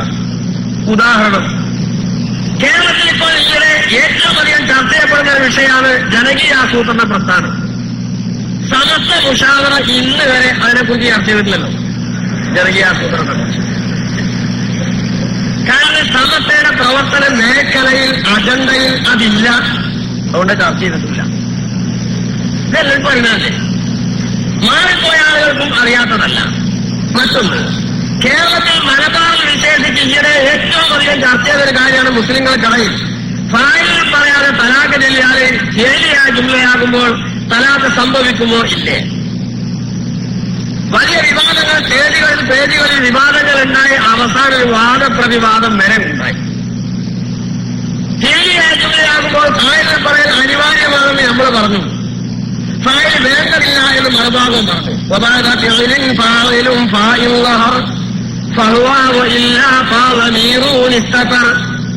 മുഷാവറയിലെ മുസ്ലിമാർക്കൊക്കെ അൽക്കയുടെ പേരിട്ട് നമ്മൾ ഓടിക്കൊടുക്കേണ്ട അവസ്ഥ വരെ വന്നു ചേർന്നു. അങ്ങനെയൊക്കെ വന്നു ചേർന്നു. ഞാൻ അതിനെക്കുറിച്ച് ചർച്ച ചെയ്യല്ല, അങ്ങനെയൊക്കെ ഉണ്ടായെന്ന് പറയാം. എന്നാൽ ഈ തലാഖ് പ്രശ്നം തെളിച്ചു പറഞ്ഞാൽ വളമുറൻ തലാഖ് പ്രശ്നം ഇന്ത്യൻ യൂണിയൻ മുസ്ലിം ലീഗിന്റെ നാഷണൽ എക്സിക്യൂട്ടീവ് ഉൾപ്പെടെയുള്ള ഒരു കമ്മിറ്റി ഇന്ന് വരെ ചർച്ച ചെയ്തിട്ടില്ലല്ലോ. ഭാര്യ പറയാത്തതുകൊണ്ട് തലാഖ് പോയോ എന്നുള്ളൊരു ചർച്ച നടത്തിയിട്ടില്ല. എന്റെ ചർച്ച നടത്തായിരുന്നു ലീഗിന്റെ അഖിലേന്ത്യാ സെക്രട്ടറി ഇ അഹമ്മദ് സാഹിബ് ഭാര്യ പറയാതെന്ന തലാഖ് പോവുകയോ എന്ന് ചർച്ച ചെയ്താൽ സമസ്ത വിദ്യാഭ്യാസ ബോർഡ് പ്രസിഡന്റ് ബാബ മുസ്ലിയാർ ജനകീയ ആസൂത്രണത്തെ കുറിച്ച് ചർച്ച ചെയ്താൽ അത് വലിയൊരു ചർച്ചയായിരിക്കും. പിന്നെ അവരിരുവരും അല്ലെങ്കിൽ അവർ പ്രതിനിധാനം ചെയ്യുന്ന പ്രസ്ഥാനങ്ങളും എന്തുകൊണ്ടാണ് ഇതിനെക്കുറിച്ച് ആലോചിക്കാത്തത്? അത് തങ്ങളുടെ പ്രവർത്തന മേഖലയിൽപ്പെട്ടതല്ല. അവർ രണ്ടിന്റെയും പ്രവർത്തന മേഖല രണ്ടാണ്. അതിന് ഓരോ ഉദാഹരണങ്ങൾ പറഞ്ഞതാണ്. വൽ യുഖസ് മാലം യുഖൽ. ബാക്കി എത്ര ഉദാഹരണമാണെങ്കിലും നിങ്ങൾക്ക് കണ്ടെത്താവുന്നതാണ്, എത്രയും കണ്ടെത്താവുന്നതാണ്. ആ കൂട്ടത്തിൽ ഖത്തറയും കണ്ടെത്താവുന്നതാണ്. ലീഗറി ചർച്ച ചെയ്തിട്ടില്ലല്ലോ. അതിനർത്ഥം ചർച്ച ചെയ്യാൻ കഴിയില്ല, അത് അവരുടെ മേഖലയിൽപ്പെട്ടതല്ല. അങ്ങനെ എത്ര ഉദാഹരണങ്ങൾ നമുക്ക് കണ്ടെത്താവുന്നതാണ്. ധാരാളം രണ്ട് വിഭാഗത്തിന് വേർതിരിക്കുന്ന തങ്ങളുടെ മാത്രമുള്ള പ്രവർത്തന മേഖലയെക്കുറിച്ച്. രണ്ട് വിഭാഗത്തിന്റെയും സഞ്ചാര പദം എന്താണ്? ഉദാഹരണം, ബസ്സും കാറും ലോറിയൊക്കെ റോഡിലൂടെ പോകുന്നത്, ട്രെയിനും ഗൂഡ്സൊക്കെ റെയിൽപാളത്തിലൂടെ പോകുന്നത്. രണ്ടിന്റെയും സഞ്ചാര പദം രണ്ടാണ്, രണ്ട് വഴിക്കാ പോകുന്നത്. അതേ സമയത്ത് ചില ആളുകൾ ചിലപ്പോൾ ബസ്സിൽ യാത്ര ചെയ്തിട്ടുണ്ടാവും, മറ്റു ചിലപ്പോൾ ട്രെയിനിൽ യാത്ര ചെയ്തിട്ടുണ്ടാവും, വേറെ കാര്യം. പക്ഷെ രണ്ടിന്റെയും സഞ്ചാര പദം രണ്ടാണ്, രണ്ട് വഴിക്കാ സഞ്ചരിക്കുന്നത്. അതിന്റെ ഇടയിൽ ഒരാൾ വന്നിട്ട് പറഞ്ഞു, മാന്യ മഹാജനങ്ങളെ ട്രെയിനിന്റെ റോഡിൽ കൂടി പോകുക. അന്നല്ലാത്ത കുറച്ച് കുട്ടികളെ പ്രകൃതിയെ ചൊല്ലി ഇയാളെ പ്രോത്സാഹിപ്പിച്ചു. ഞങ്ങൾ അന്നേ നല്ല നിലയിൽ അദ്ദേഹത്തോട് പറഞ്ഞ പൊന്നാര ഹബീബായവരെ റോഡിൽ കൂടി ട്രെയിന് പോകൂല, അത് അതിന്റെ സഞ്ചാര പദമല്ല. അപ്പൊ അയാൾ ഇങ്ങോട്ട് പറഞ്ഞ ലീഗായതുകൊണ്ടാണ് പറയുന്നത്, കോൺഗ്രസ് ആണെങ്കിലും പോകൂല. രണ്ടിന്റെയും സഞ്ചാര പദം രണ്ടാണ്. എന്നാൽ പിന്നെ ചില റെയിൽവേ ക്രോസ് ഒക്കെ ഉണ്ടാവും, ക്രോസിംഗുകളൊക്കെ കണ്ടുപോകിച്ചില്ലേ? ഉണ്ട്. അവിടെ അപകടം വരാതിരിക്കാനുള്ള ഗേറ്റോ സിഗ്നലോ സംവിധാനങ്ങളോ ഒക്കെ ഉണ്ടാവും. അതുകൊണ്ടല്ലേ ഇതിനൊക്കെ ഇടക്കിടക്ക് സിഗ്നലൊക്കെ കാണിച്ചുകൊണ്ടിരിക്കുന്നത്. കാരണം അപകടം വന്നാൽ രണ്ട് വിഭാഗത്തിന് ഒരുപോലെ നട്ടാണ്, സമൂഹത്തിന് നട്ടാണ്. അതുകൊണ്ട് അപകടം വരാതിരിക്കട്ടെ എന്ന് കരുതിയുള്ള സംവിധാനം ഉണ്ടാവും. ഞാൻ സൂചിപ്പിക്കുന്നത് രണ്ടിന്റെയും പ്രവർത്തന മേഖല രണ്ടാണ്, സഞ്ചാര പദം രണ്ടാണ്. രണ്ടിനും വേറെ വേറെ ആലയുണ്ട്. ഒന്നിന് മറ്റൊന്നിന്റെ ആലയിൽ പെട്ടേണ്ട ഗതികേട് ഇല്ല. എന്നാൽ പിന്നെ തമ്മിലുള്ള ബന്ധം എന്താ? നിസ്ബ. നമ്മളെ മൂല്യന്മാരുടെ ഭാഷയിൽ പറഞ്ഞാൽ നിസ്ബ എന്താണ്? നാലാലൊരു നിസ്ബ ആയിരിക്കണം. ഒന്നുകിൽ തസായിന് പുല്ലി, അല്ലെങ്കിൽ തസാവി, അതല്ലെങ്കിൽ ഉസൂസ് മുത്തലാഖ്, അല്ലെങ്കിൽ മിന്നുജഹ്. ഈ നാലോട് എന്നായിരിക്കണം. കാമിലികൾക്ക് മനസ്സിലാകുമെന്ന് അറിയില്ല. തസീമന്തിക്കെങ്കിൽ ഓടികൾക്ക് മനസ്സിലാവും. ഇത് തമ്മിലുള്ള നിസ്ബ എന്താകുന്നു? സഭായിൽ പുള്ളിയാണെന്ന് ഞങ്ങൾ പറയില്ല. അങ്ങനെയാണെങ്കിൽ ഒറ്റ ലീഗാണെന്ന് സമസ്തയാകാൻ പാടില്ല, ഒറ്റ സമസ്തി ലീഗാകാൻ പാടില്ല. സഭായിൽ പുള്ളിയാണെങ്കിൽ തസാദിയാണെന്ന് നമ്മൾ അവകാശപ്പെടില്ല. അങ്ങനെയാണെങ്കിൽ സർവ്വ സമസ്തക്കാരൻ ലീഗാവേണ്ടി വരും, സർവ്വ ലീഗും സമസ്തയാവേണ്ടി വരും. അങ്ങനെ നമ്മൾ പറയില്ല. എന്നാൽ പിന്നെ എന്താ മുസ്ലിക്കാരും പറയില്ല, മിന്നുജഹാണ്. മിന്നുജഹ എന്നാല് ഒരു ഇജ്തിമാഇന്റെ മാത്രം കാവൂ, രണ്ട് ഇസ്തിറാഖിന്റെ മാത്രം. ഞാനൊക്കെ ഇജ്തിമാഇന്റെ മാത്രപ്പെട്ട ആളാണ്. രണ്ട് ഇസ്തിറാഖിന്റെ മാത്രം അറിയില്ലാന്ന് സാധാരണക്കാരുടെ മനസ്സിലാകുന്ന ഭാഷയിൽ പറഞ്ഞാൽ ദ്വയാംഗത്വമുള്ള ചില ആളുകൾ ഉണ്ട്. ദ്വയാംഗത്വമുള്ള ചിലർ, എല്ലാവരുമല്ല. എന്ന് മുതൽ വരക്കൽ മുല്ലക്കോയ തങ്ങൾ 1926 സമസ്ത സ്ഥാപിച്ച മുതൽ ഇന്ന് വരെ ഇന്നും മുല്ലക്കോയ തങ്ങൾ സമസ്ത രൂപീകരിക്കുന്ന കാലത്ത് ജിന്നാസാഹിബിന്റെ 20 വയസ്സായ ലീഗുണ്ട് കേരളത്തില്. 906 ജിന്നാസാഹിബ് ലീഗ് ഉണ്ടാക്കുന്നത്, 926 സമസ്ത രൂപീകരിക്കപ്പെടുന്നത്. നല്ല യൗവനുള്ള ലീഗുണ്ടെന്ന്. അന്ന് മുതൽ ഇന്ന് വരെയുള്ള ബന്ധക്കാരോ മിന്നുജഹ എന്ന് വെച്ചാൽ ദ്വയാംഗത്വമുള്ള ചില ആളുകളുണ്ട്. ഈ ദ്വയാംഗത്വത്തിന്റെ പേരിൽ സമസ്തയെ ഒരു കാലത്തും ആരും എതിർത്തിട്ടില്ല. മർഹം ബാപ്പയ്ക്ക് തങ്ങൾ ദ്വയാംഗത്തുള്ള ആളായിരുന്നു. മുസ്ലിം ലീഗിന്റെ അധ്യക്ഷനും സമസ്തയുടെ ട്രഷററുമായിരുന്നു. മർഹം പൂക്കോയ തങ്ങൾ ദ്വയാകത്തുള്ള ആളായിരുന്നു. അവരൊക്കെ അറിയപ്പെടുന്നവർ ആയതുകൊണ്ടാണ് എടുത്തു പറയുന്നത്. അറിയപ്പെടാത്ത ഞങ്ങളെ പോലുള്ള വേറെ ചിലർ വേറെയും ദ്വയാകത്തുള്ളവരുണ്ട്. ശരിയാണ്. എന്ന് മുതൽ സമത്തെ രൂപീകരിച്ച കാലം മുതൽ വിമർശകർ സമത്തയിലേക്ക് കയറി വരുമ്പോഴുണ്ട്, വിമർശകർ സമത്തയുടെ ഭാരവാഹികളാവുമ്പോഴുണ്ട്, വിമർശകർ സമത്തയിൽ നിന്ന് മാറിപ്പോയപ്പോഴുണ്ട്, ശേഷമുണ്ട്, ഇന്നുമുണ്ട്. പിന്നെ എന്തിനാണ് ആ പേരിൽ ആക്ഷേപം? യഥാർത്ഥത്തിൽ ആ പേരിൽ സമത്തയെ ആക്ഷേപിക്കുന്നതിൽ അശേഷം കഴമ്പില്ല. അതൊക്കെ വെറുതെ അനാവശ്യമായ ചർച്ച സമൂഹത്തിൽ വലിച്ചിഴക്കുന്നു എന്ന് മാത്രമേ ഉള്ളൂ. ഒരടിസ്ഥാനം അതിനില്ല. രണ്ടാമത്തെ ആരോപണമുണ്ടായത് മുജാഹിദ് ജമാഅത്ത് കക്ഷികളോടൊപ്പം ഒരുമിച്ച് വേദി പങ്കിട്ടു അവരോടുള്ള സമീപനത്തിൽ അയവ് വരുത്തിയതാണ്. തുടക്കത്തിൽ പറഞ്ഞത് കോഴിക്കോട് മുതലക്കുളം മൈതാനിയിൽ ശരീഅത്ത് സംരക്ഷണാർത്ഥം ചേർന്ന പൊതുയോഗത്തിൽ ബിദായി പ്രസ്ഥാനക്കാരോടൊപ്പം ശംസുൽ ഉലമ വേദി പങ്കിട്ടു എന്നാണ് ആദ്യമായി പറഞ്ഞത്. അതാണ് പക്ഷേ ചെറുപ്പക്കാർക്ക് ഓർമ്മ ഇല്ലാതിരിക്കാം. അന്ന് അതല്ലാത്തൊരു ആരോപണം അപ്പേരിൽ അന്നുണ്ടായിട്ടില്ല. പിന്നെ ബാക്കിയുള്ളതൊക്കെ പിന്നെ ഭിന്നിച്ചിന് ശേഷം ഉണ്ടാക്കിയതാണ്. അന്ന് പറഞ്ഞ ഏക ആരോപണം അതാണ്. ശരീഅത്ത് സംരക്ഷണ വിഷയത്തിൽ ശംസുൽ ഉലമ മുതലക്കുളം മൈതാനിയിലെ പൊതുയോഗത്തിൽ നദരി സാഹിബ് ഉൾപ്പെടെയുള്ളവർ പങ്കെടുത്ത പൊതുയോഗത്തിൽ ശംസുൽ ഉലമ പങ്കെടുത്തു. സമസ്തയുടെ സ്ഥാപിത കാലത്ത് രജിസ്റ്റർ ചെയ്ത ഭരണഘടനയിൽ ആദ്യമായി, പിന്നീട് അമിത്വരി വരുത്തിയതൊന്നുമല്ല, ആദ്യമായി രജിസ്റ്റർ ചെയ്ത ഭരണഘടനയിൽ തന്നെ ഇത്തരം വിഷയങ്ങളെക്കുറിച്ച് വളരെ വ്യക്തമായ പരാമർശം ഉണ്ട്. എന്താണ് പരാമർശത്തിൽ പറഞ്ഞിട്ടുള്ളത്? പൊതുകാര്യങ്ങളിൽ യോജിക്കാവുന്ന കാര്യം. അന്ന് മുതൽ അതിന് അനുകൂല സമീപനം സ്വീകരിച്ചിട്ടുള്ളത്. വിഷയത്തിന്റെ അടിസ്ഥാനത്തിലാണ് യോജിപ്പും വിയോജിപ്പും. ഞാൻ ഉദാഹരണത്തിലൂടെ പറയാം. കോഴിക്കോട് ഒരു മൂർഖൻ ബാബുവിനെ കണ്ടു, ഒരു RSSകാരനെ തല്ലു. മൂർഖൻ പദം കഴിഞ്ഞ് എഴുന്നേറ്റ് നിന്നപ്പോ RSSകാരന്റെ ഉസര ചോർന്നു. എന്നാൽ ആ മൂർഖനെ തല്ലിക്കൊല്ലാൻ RSSകാരനുമായി ഒരു സുന്നിക്ക് സഹകരിക്കാമോ? തീർച്ചയായും സഹകരിക്കാം. എന്നല്ല, സഹകരിക്കണം. വോൾട്ടേജ് കൂടിയ സുന്നി സഹകരിക്കണം, അല്ലാത്ത സുന്നി സഹകരിക്കണം. എല്ലാവരും സഹകരിക്കണം. എന്താ കാരണം? മൂർഖൻ RSSന്റെ മാത്രം ശത്രുവല്ല, മനുഷ്യ സമൂഹത്തിന്റെ പൊതുശത്രുവാണ്. മൂർഖന്റെ ഒരു തല വലിയ ഗുണം പോരാ. അതുകൊണ്ട് അതിനെ തല്ലിക്കൊല്ലാൻ സഹകരിക്കണം.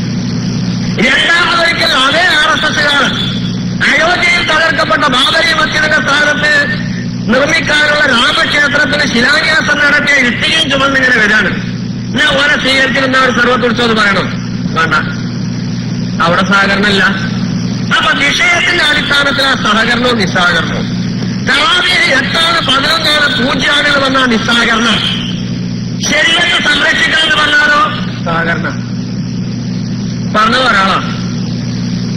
ആളോടല്ല, വിഷയത്തോടാണ് സഹകരണവും നിസ്സഹകരണവും. എന്തിനപ്പുറം അങ്ങോട്ട് പോകണം? സമസ്തയുടെ ആ സമീപനം ശരിയായിരുന്നു എന്ന് പിൽക്കാലത്ത് കാലം തെളിയിക്കുകയും വിമർശകർ പോലും സമസ്തയുടെ പാണ്ഡാവിലേക്ക് തിരിച്ചു വരികയും ചെയ്തില്ലേ?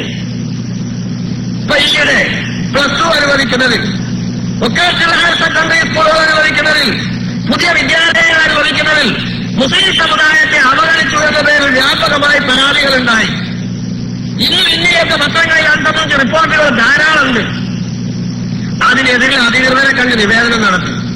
സമസ്തയുടെ പ്രതിനിധി ആലിക്കുട്ടി മുസ്ലിയാർ, നെടുവത്തൂർ മുജാഹിദിന്റെ പ്രതിനിധി AP അബ്ദുൽ ഖാദർ മൗലവി, ജമാഅത്തെ ഇസ്ലാമിന്റെ പ്രതിനിധി പ്രൊഫസർ സിദ്ദീഖ് ഹസൻ സാഹിബ്, സമസ്തയെ ഇപ്പോൾ വിമർശിച്ചവരുടെ പ്രതിനിധി അവരുടെ ജീവാത്മാവും പരമാത്മാവുമായ മാന്യദേഹം, എല്ലാവരും കൂടി ഒന്നിച്ചല്ലേ നിവേദനം നടത്തുന്നത്? കാരണം എന്താ?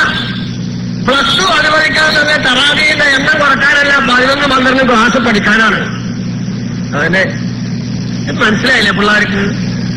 ഇത് മനസ്സിലാകുന്ന പിള്ളേർ അവരോടൊപ്പം നിന്ന് മുത്തഅല്ലിമീങ്ങളുടെ വേഷത്തിൽ നിൽക്കുന്നെങ്കിൽ ഞാൻ ഉറപ്പിച്ചു പറയുന്നു, അതിന്റെ കിതാബ് ഓതിയിട്ട് കാര്യമില്ല. ഇതൊക്കെ പറഞ്ഞാൽ മനസ്സിലാവും. ഒന്നാമത് നമ്മളെ സുന്നിയാളെ കിതാബ് നല്ല ബുദ്ധിയുള്ള കുട്ടികളെ ഓതിച്ചേ കാര്യമുള്ളൂ. മയക്കുലാത്തൊക്കെ ഓതാല്ലേ. ബാക്കിയുള്ളവരെ വെറുതെ മനക്കെടുത്തിട്ട് ഒരു കാര്യമല്ല, ഒരു പ്രയോജനമാണ്. നല്ല ബുദ്ധിയുള്ള കുട്ടികളെ മനക്കെടുത്തണം. അതുകൊണ്ട് കാര്യമുണ്ട്. കിതാബ് കാര്യമാണ്, സമൂഹത്തിനും കാര്യം. ഇത് പറഞ്ഞാൽ മനസ്സിലാകാത്തവർക്ക് പിന്നെ ജുദുലായിട്ടുള്ള പറഞ്ഞാൽ മനസ്സിലാകുമോ? സുബ്ഹാനഹു ലാ യുഹബ്ബു വലാ യുതസവ്വർ. മറ്റേതെങ്കിലും പറഞ്ഞാൽ മനസ്സിലാകും. ഹയ്യ സൂറത്തും പറഞ്ഞാൽ മനസ്സിലാകും. വിസ്മശൈ കസീമാണോ കസീമ വിസ്മാണോ പറഞ്ഞാൽ മനസ്സിലാവുമോ? അത് മനസ്സിലാവില്ല. എവിടുന്ന് മനസ്സിലായി? അപ്പൊ പൊതുകാര്യങ്ങളിൽ യോജിക്കുക വിഷയങ്ങളുടെ അടിസ്ഥാനത്തിലാണ്. ഇത് സമത്വ രൂപീകരിച്ച കാലം മുതൽക്കുള്ള സമീപനമാണ്. ആ സമീപനം ആവർത്തിക്കുക മാത്രമാണ് ശംസുലമ ചെയ്തത്, സമത്വ ചെയ്തത്. സമത്വത്തെ ചെയ്തിട്ടുള്ളൂ. അതുകൊണ്ട് തന്നെ വിമർശകരും ഇപ്പോൾ ആ പാതയിലേക്ക് തിരിച്ചു വന്നു. ഇനിയിപ്പോൾ വിമർശിക്കാനുള്ള കാരണം ഇല്ലാതായിരിക്കുന്നു. യഥാർത്ഥം എന്താണോ ഇതൊന്നുമല്ല, പിന്നെന്തിനെ മാറിപ്പോയി?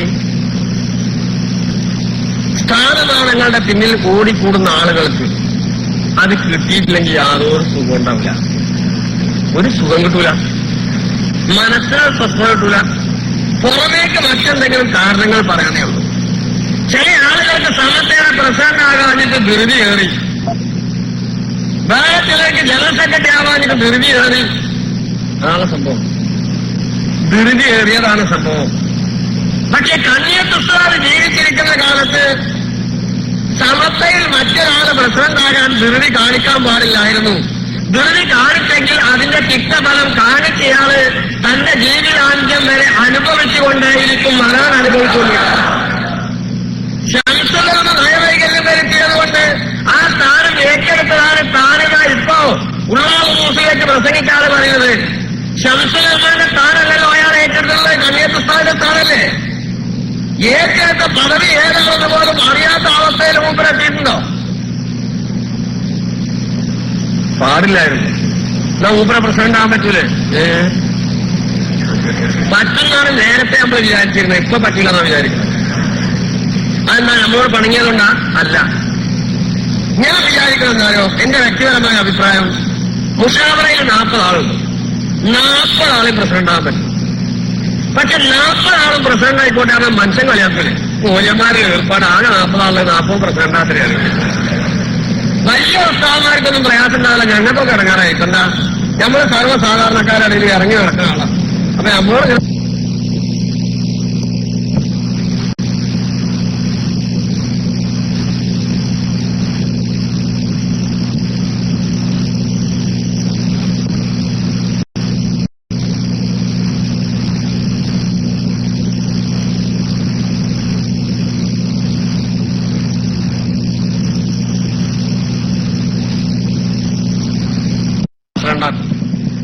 അതിന് മുറച്ചുണ്ടാകും.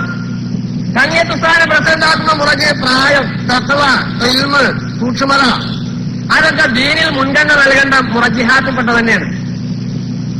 40 ആളെ സെക്രട്ടറി ആകാൻ പറ്റും. പക്ഷെ 40 ആളെ സെക്രട്ടറി ആക്കിയാൽ മനുഷ്യൻ പറയില്ലേ ഒരാളെ സെക്രട്ടറി ആകും. അതിന് മുറച്ചുണ്ടാകും. ശംസുലമയായിരുന്നു കാര്യദർശി. കാരണം കാര്യം ദർശിക്കാൻ ഏറ്റവും കഴിവുള്ള ആളായിരുന്നു. അതുകൊണ്ട് കാര്യദർശി. ഞാൻ ചോദിക്കട്ടെ, നമ്മൾ ഇവിടുന്ന് തിരിഞ്ഞു നിസ്കരിക്കാണ്. ഒരുപാട് മൂല്യന്മാരുണ്ട്. ഒരു മൂല്യനെ കുറിച്ച് ഇമാമത്ത് നിസ്കാരം തുടങ്ങിയപ്പോ മഹ്മൂമികളിൽ ഒരുപാട് മൂല്യന്മാരുണ്ട്. യോഗ്യന്മാരായ മിടുക്കന്മാരായ തങ്ങളുടെ മഹല്ലുകളിലോ ജോലി സ്ഥലത്തോ ചെന്നാൽ സ്ഥിരമായി ഇമാമത്ത് നിൽക്കുന്ന ഒരുപാട് ആള് തൽക്കാലം മഹ്മൂമികളാണ്. കാരണം എല്ലാരും കൂടി ഇമാമായിക്കോട്ടെ എന്നൊക്കെ നൂർത്തില്ലല്ലോ, ഒരാളല്ലേ വേണ്ടുപോയ നേരത്ത്. ആ മഹ്മൂമികളിൽപ്പെട്ട മറ്റൊരു മൂല്യർക്ക് തോന്നുകയാണ്, ഞാൻ വന്ന കാറിന് എത്ര ഉറുപ്പിക വില ഉണ്ട്, എന്റെ ബാങ്ക് ബാലൻസ് ഇത്ര ഉണ്ട്, എനിക്കെന്താ ഒരു കുറവ്, ഞാനൊരു കാര്യം ഉണ്ടാലോ തോന്നുന്നു. 2ാമത്തെ റക്അത്താകുമ്പോ ഇയാൾക്ക് തോന്നി തുടങ്ങി. 3ാമത്തെ റക്അത്താകുമ്പോഴേക്ക് തോന്നല് വർദ്ധിച്ചു. 4ാമത്തെ റക്അത്താകുമ്പോഴേക്ക് തോന്നല് നിർവ്വതലി കയറി. അങ്ങനെ മൂപ്പനോട് കയറി 2ാമത്തെ ഇമാമ് ഒരു നിസ്കാരത്തിന്. മഹ്മൂമികളായ ചിലർക്ക് തോന്നി ആദ്യത്തെ ഇമാമിന്റെ ഒപ്പം നിന്നാ പാവം ഈ നിസ്കാരത്തിന്റെ കൂലി മഹസറിൽ തന്നെ കിട്ടുള്ളൂ, അയാൾ മഹാമിസ്കീനാണ്. 2ാമത്തെ ആളൊപ്പം നിന്നാൽ ഈ നിസ്കരിച്ചിന്റെ കൂലി പെടുന്നെ കിട്ടും, അയാൾ സലാം കിട്ടുമ്പോ നമ്മളെ എന്ന് 4-5 പേർക്ക് തോന്നി. അവര് 2ാമത്തെ ആളപ്പം. ഇത് നിസ്കാരത്തിലൊരു സുഖമുള്ള പ്രവണതയല്ലല്ലോ. നിസ്കാരത്തിൽ സുഖമുള്ള പ്രവണത അല്ലെങ്കിൽ സംഘടനാ രംഗത്തും അതൊരു സുഖമുള്ള ഏർപ്പാടല്ല. കണ്ണിയത്ത് ഉസ്താദിനെ എല്ലാ അർത്ഥത്തിലും ആദരിക്കുന്നു എങ്കിൽ കണ്ണിയത്ത് ഉസ്താദിന്റെ കശാലയിൽ മറ്റേ സാഹിബ് ഇരിക്കാൻ പാടില്ലായിരുന്നു. കശാലക്ക് അറിയില്ല ഇവിടെ ആരാ ഇരിക്കേണ്ടതെന്ന്. ഇരിക്കണോ മനസ്സിലാക്കണം ഞാൻ എവിടെ ഇരിക്കേണ്ടത് അല്ലേ? കശാലക്ക് അറിയില്ല ഇവിടെ ആരാ ഇരിക്കേണ്ടത്, ഇരിക്കണോ മനസ്സിലാക്കണം ഞാൻ എവിടെ ഇരിക്കേണ്ടത്. അത് ഇയാൾക്ക് നമുക്കൊക്കെ പറയാം. നിങ്ങളത് ആലോചിച്ച് നോക്കി. ബാക്കി ഇരിക്കണോ ശ്രദ്ധിക്കണം. കഞ്ഞത്തുസ്താദിന്റെ കശാലയിൽ ഇരിക്കാൻ പാടില്ലായിരുന്നു, ശംസുൽ ഉലമയുടെ കശാലയിൽ മറ്റേ ഇരിക്കാൻ പാടില്ലായിരുന്നു. ഇരുന്നു പോയി. അതൊരു വലിയ ഗുരുത്തക്കടായി. മാതാപിതാക്കളെയും ഗുരുനാഥന്മാരെയും വെറുപ്പിച്ചാൽ അതിന്റെ തിക്തഫലം ദുന്യാവെന്ന് അനുഭവിക്കേണ്ടി വരും, ആഖിറത്തിൽ വേറെ. തറാവി 20 അല്ല 200 വെച്ചിട്ടും കാര്യമില്ല. ഒരു കാര്യമല്ല. മാതാവിനേക്കാൾ മകളൊരു പക്ഷേ ഭംഗിയുണ്ടാവും, അതുണ്ടാവാ. എന്നാ പിന്നെ അമ്മ അങ്ങോട്ട് ബഹുമാനിച്ചു? അല്ലല്ല, മാതാവിനെ അങ്ങോട്ട് ബഹുമാനിക്കണം. പിതാവിനേക്കാൾ ഒരു പക്ഷേ മകൻ ആരോഗ്യം ഉണ്ടാവും, എന്നാലും മകൻ പിതാവിനെ ബഹുമാനിക്കണം. ഗുരുനാഥനേക്കാൾ ഒരു പക്ഷേ ശിഷ്യന് ബാങ്ക് ബാലൻസ് ഉണ്ടാവും, എന്നാലും ശിഷ്യൻ ഗുരുനാഥനെ ബഹുമാനിക്കണം. ദീനതാണ്. അതിന് തുനിയാതെ ഉസ്താദുമാരെ ധിക്കരിച്ചതിന്റെ തിക്തഫലം സമാന്തര സംഘം ഉണ്ടാക്കിയവർ ഇന്ന് വരെ അനുഭവിച്ചുകൊണ്ടേയിരിക്കാം. ആ അനുഭവിക്കുന്നതിന്റെ ഭാഗമാണ്, നിങ്ങൾക്ക് ഓർമ്മല്ലേ, സമസ്തയുടെ പാഠപുസ്തകത്തില് അപാകതയുണ്ടെന്ന് ആക്ഷേപിച്ച് ഇന്നും പ്രസംഗിക്കുന്ന ആളുകൾ അതേ പാഠപുസ്തകമാണ് ശിവകാശിയിൽ പോയി വ്യാജമായി അടുപ്പിച്ചത് പ്രസിന്റെ പേര് വെക്കാതെ. എന്തിനെ കൂട്ടരെ അപാകത ഉണ്ടെങ്കിൽ പിന്നെ അത് അടുപ്പിക്കാൻ പോയത്? കുറുക്കൻ മുന്തിരിക്ക് ചാടിയപ്പോണ്ടായ അനുഭവം ഉണ്ടായപ്പോഴല്ലേ വേണ്ടാന്ന് വെച്ചത്? മാത്രമല്ല, സത്യത്തിൽ അതൊരു മോഷണമാണല്ലോ. ഏതൊരു തെറ്റിൽ വെച്ച് വളരെ ചീപ്പായ തെറ്റാണുള്ള മോഷണം, മാന്യന്മാർക്ക് ചേർന്നതല്ല. പാഠപുസ്തകം മോട്ടിച്ച് ശിവകാശിന്ന് പ്രസിന്റെ പേര് വെക്കാതെ അടുപ്പിച്ചു. പക്ഷേ ഉസ്താദുമാരെ ഗുരുത്തക്കടവേ പറയുന്നു, തൊണ്ടി സൈഡം പിടിച്ചു. നിങ്ങൾ ആലോചിച്ച് നോക്കണം. അന്ന് സമസ്തന്റെ വിദ്യാഭ്യാസ ബോർഡിന്റെ പ്രസിഡന്റ് ബാഹുലിയനാണ്, ചെയർമാൻ ഹൈദറസൂലിയനാണ്. അവർ രണ്ടാളും ശിവകാശിനെ കണ്ടിട്ടുണ്ടെന്ന് പഠിച്ചോന്നറിയാം. എന്നാലും സംഗതി പിടിച്ചല്ലോ. എന്താ കാരണം? ഉസ്താദുമാരെ ധിക്കരിച്ചവരാണ്. അപ്പൊ തൗഫീഖ് കൊണ്ട് പിടുത്തം കിട്ടിയ അൽഹംദുലില്ലാ. വേണമെങ്കിൽ അന്നേ മനസ്സിലാക്കായിരുന്നു മറുഭാഗത്തുള്ളവർക്ക്. അത് കഴിഞ്ഞ് വേറെ പാഠപുസ്തകം അടുപ്പിച്ചു. എന്നാ വേറെ അടുപ്പിച്ചപ്പോഴോ അടുപ്പിച്ച ആളുകൾ പോലും സ്വപ്നേപി വിചാരിക്കാത്ത അബദ്ധങ്ങളുടെ ഘോഷയാത്ര അവരുടെ പാഠപുസ്തകത്തിൽ അവരറിയാതെ കയറിക്കൂടി. എങ്ങനെ കയറിക്കൂടി? ഞങ്ങൾ ആരെങ്കിലും കഴിയുന്നതിന് ഞങ്ങൾ സീരിയൽ ഏൽപ്പിച്ചത് അതും കൂടി. മറുഭാഗത്തിന്റെ പാഠപുസ്തകത്തിൽ ഇത്ര ഭീമാബദ്ധം കടന്നുകൂടിയത് എങ്ങനെ വന്നു? അള്ളാഹുക്കാരാക്ക് വാജിബായ സിഫത്തുകൾ പെട്ടിക്കോളത്തിൽ എഴുതുമ്പോ വുജൂദ്, സിദമ്, ബഖാവൊക്കെ എഴുതിയിട്ട് അവസാനം എഴുതുന്നത് എന്താ പറയാ? കൗനുഹു ജാഹിലൻ, കൗനുഹു അബ്കമ, കൗനുഹു ആജിദൻ. എങ്ങനെ വന്നു? DTP വർക്ക് എടുത്തതിന് ശേഷം പ്രൂഫ് നോക്കുമ്പോ കാണില്ല, പുസ്തകം പ്രിന്റ് ചെയ്യുമ്പോ കാണില്ല, പ്രിന്റ് ചെയ്തതിനു ശേഷം കാണില്ല, വിതരണം ചെയ്തപ്പോ കാണില്ല, പഠിപ്പിക്കാൻ തുടങ്ങിയിട്ടും കാണില്ല. ശ്രദ്ധിപ്പെടില്ല. എന്ത് ചെയ്യും? അവസാനം ഞങ്ങൾ പത്രങ്ങൾക്ക് സ്റ്റേറ്റ്മെന്റ് നൽകി. ഞങ്ങൾ സ്റ്റേറ്റ്മെന്റ് എന്താ ഉള്ളത്? ആ പാഠപുസ്തകത്തിൽ അബദ്ധം ഉണ്ടായി തിരുത്തണം, അത്രയൊന്നും ഞങ്ങൾ പറഞ്ഞിട്ടുള്ളൂ. അല്ലാതെ ഉള്ളാളത്തെ പ്രശ്നം പോലെ ഒന്നും ഞങ്ങൾ പറഞ്ഞിട്ടില്ല. അത് യുദ്ധത്താണ്, മാസം പുറത്തു പോണ കാരണമാണ്, അതുകൊണ്ട് അങ്ങനെയായിട്ടും ഇങ്ങനെയായിട്ടൊന്നും ഞങ്ങൾ പറഞ്ഞിട്ടില്ല. ഞങ്ങൾ എന്താ പറഞ്ഞു? അബദ്ധം വന്നിട്ട് തിരുത്തണം. പത്രങ്ങളിൽ പല പരസ്യം വന്നു. ഞങ്ങൾ സ്റ്റേറ്റ്മെന്റ് വന്നപ്പോ കുപ്രചരണങ്ങളിൽ വഞ്ചിതരാകരുത്. ഓഹോ, അബദ്ധം വന്നത് തിരുത്താൻ തന്നെ കുപ്രചരണ. യഥാർത്ഥത്തിൽ ഞങ്ങളുടേത് സുപ്രചരണവും ഇവരെ അച്ചടിച്ചത് കുപ്രചരണവുമല്ലേ? പിന്നെന്തിനാണ് കുപ്രചരണം എന്ന് പറഞ്ഞാൽ മനസ്സിലായില്ല. ആവട്ടെ, അതിന്റെ മേലെ കടലാസ് ഒപ്പിച്ചു. എന്തുകൊണ്ടേ വന്നു?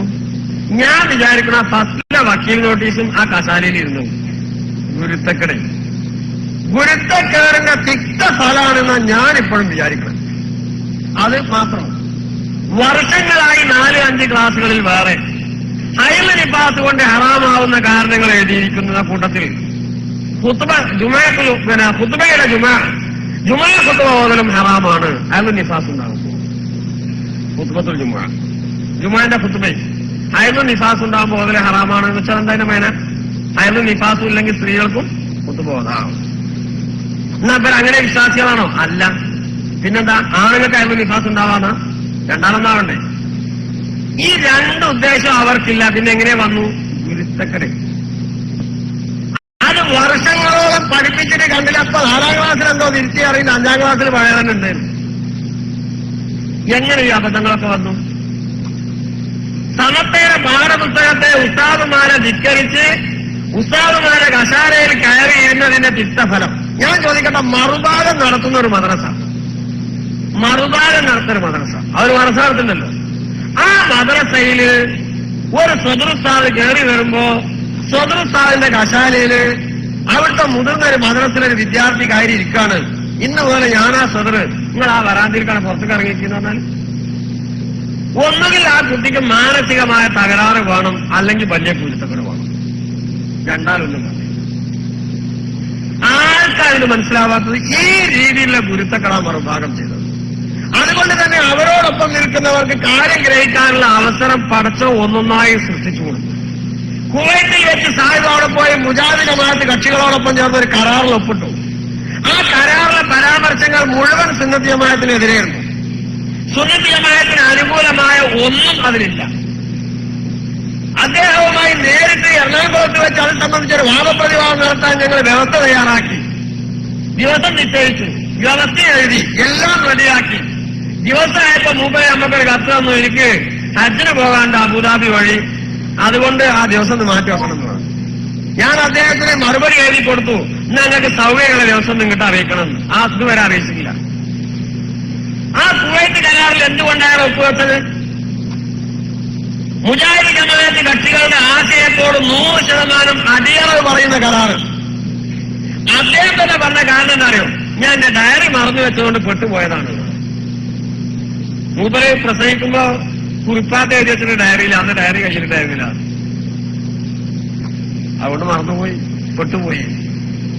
അതും തന്നെ മുതഅല്ലിമീങ്ങൾക്കും ദീനിന്റെ അഹലുകാർക്കും ഇദ്ദേഹത്തോടൊപ്പം തെറ്റിദ്ധരിച്ച് സുന്നത്ത് ജമാഅത്തിന്റെ പേരിൽ നിലയുറപ്പിച്ച ആളുകൾക്ക് തെറ്റ് തിരുത്താനുള്ള അവസരം പടച്ചോനൊരുക്കിയത്.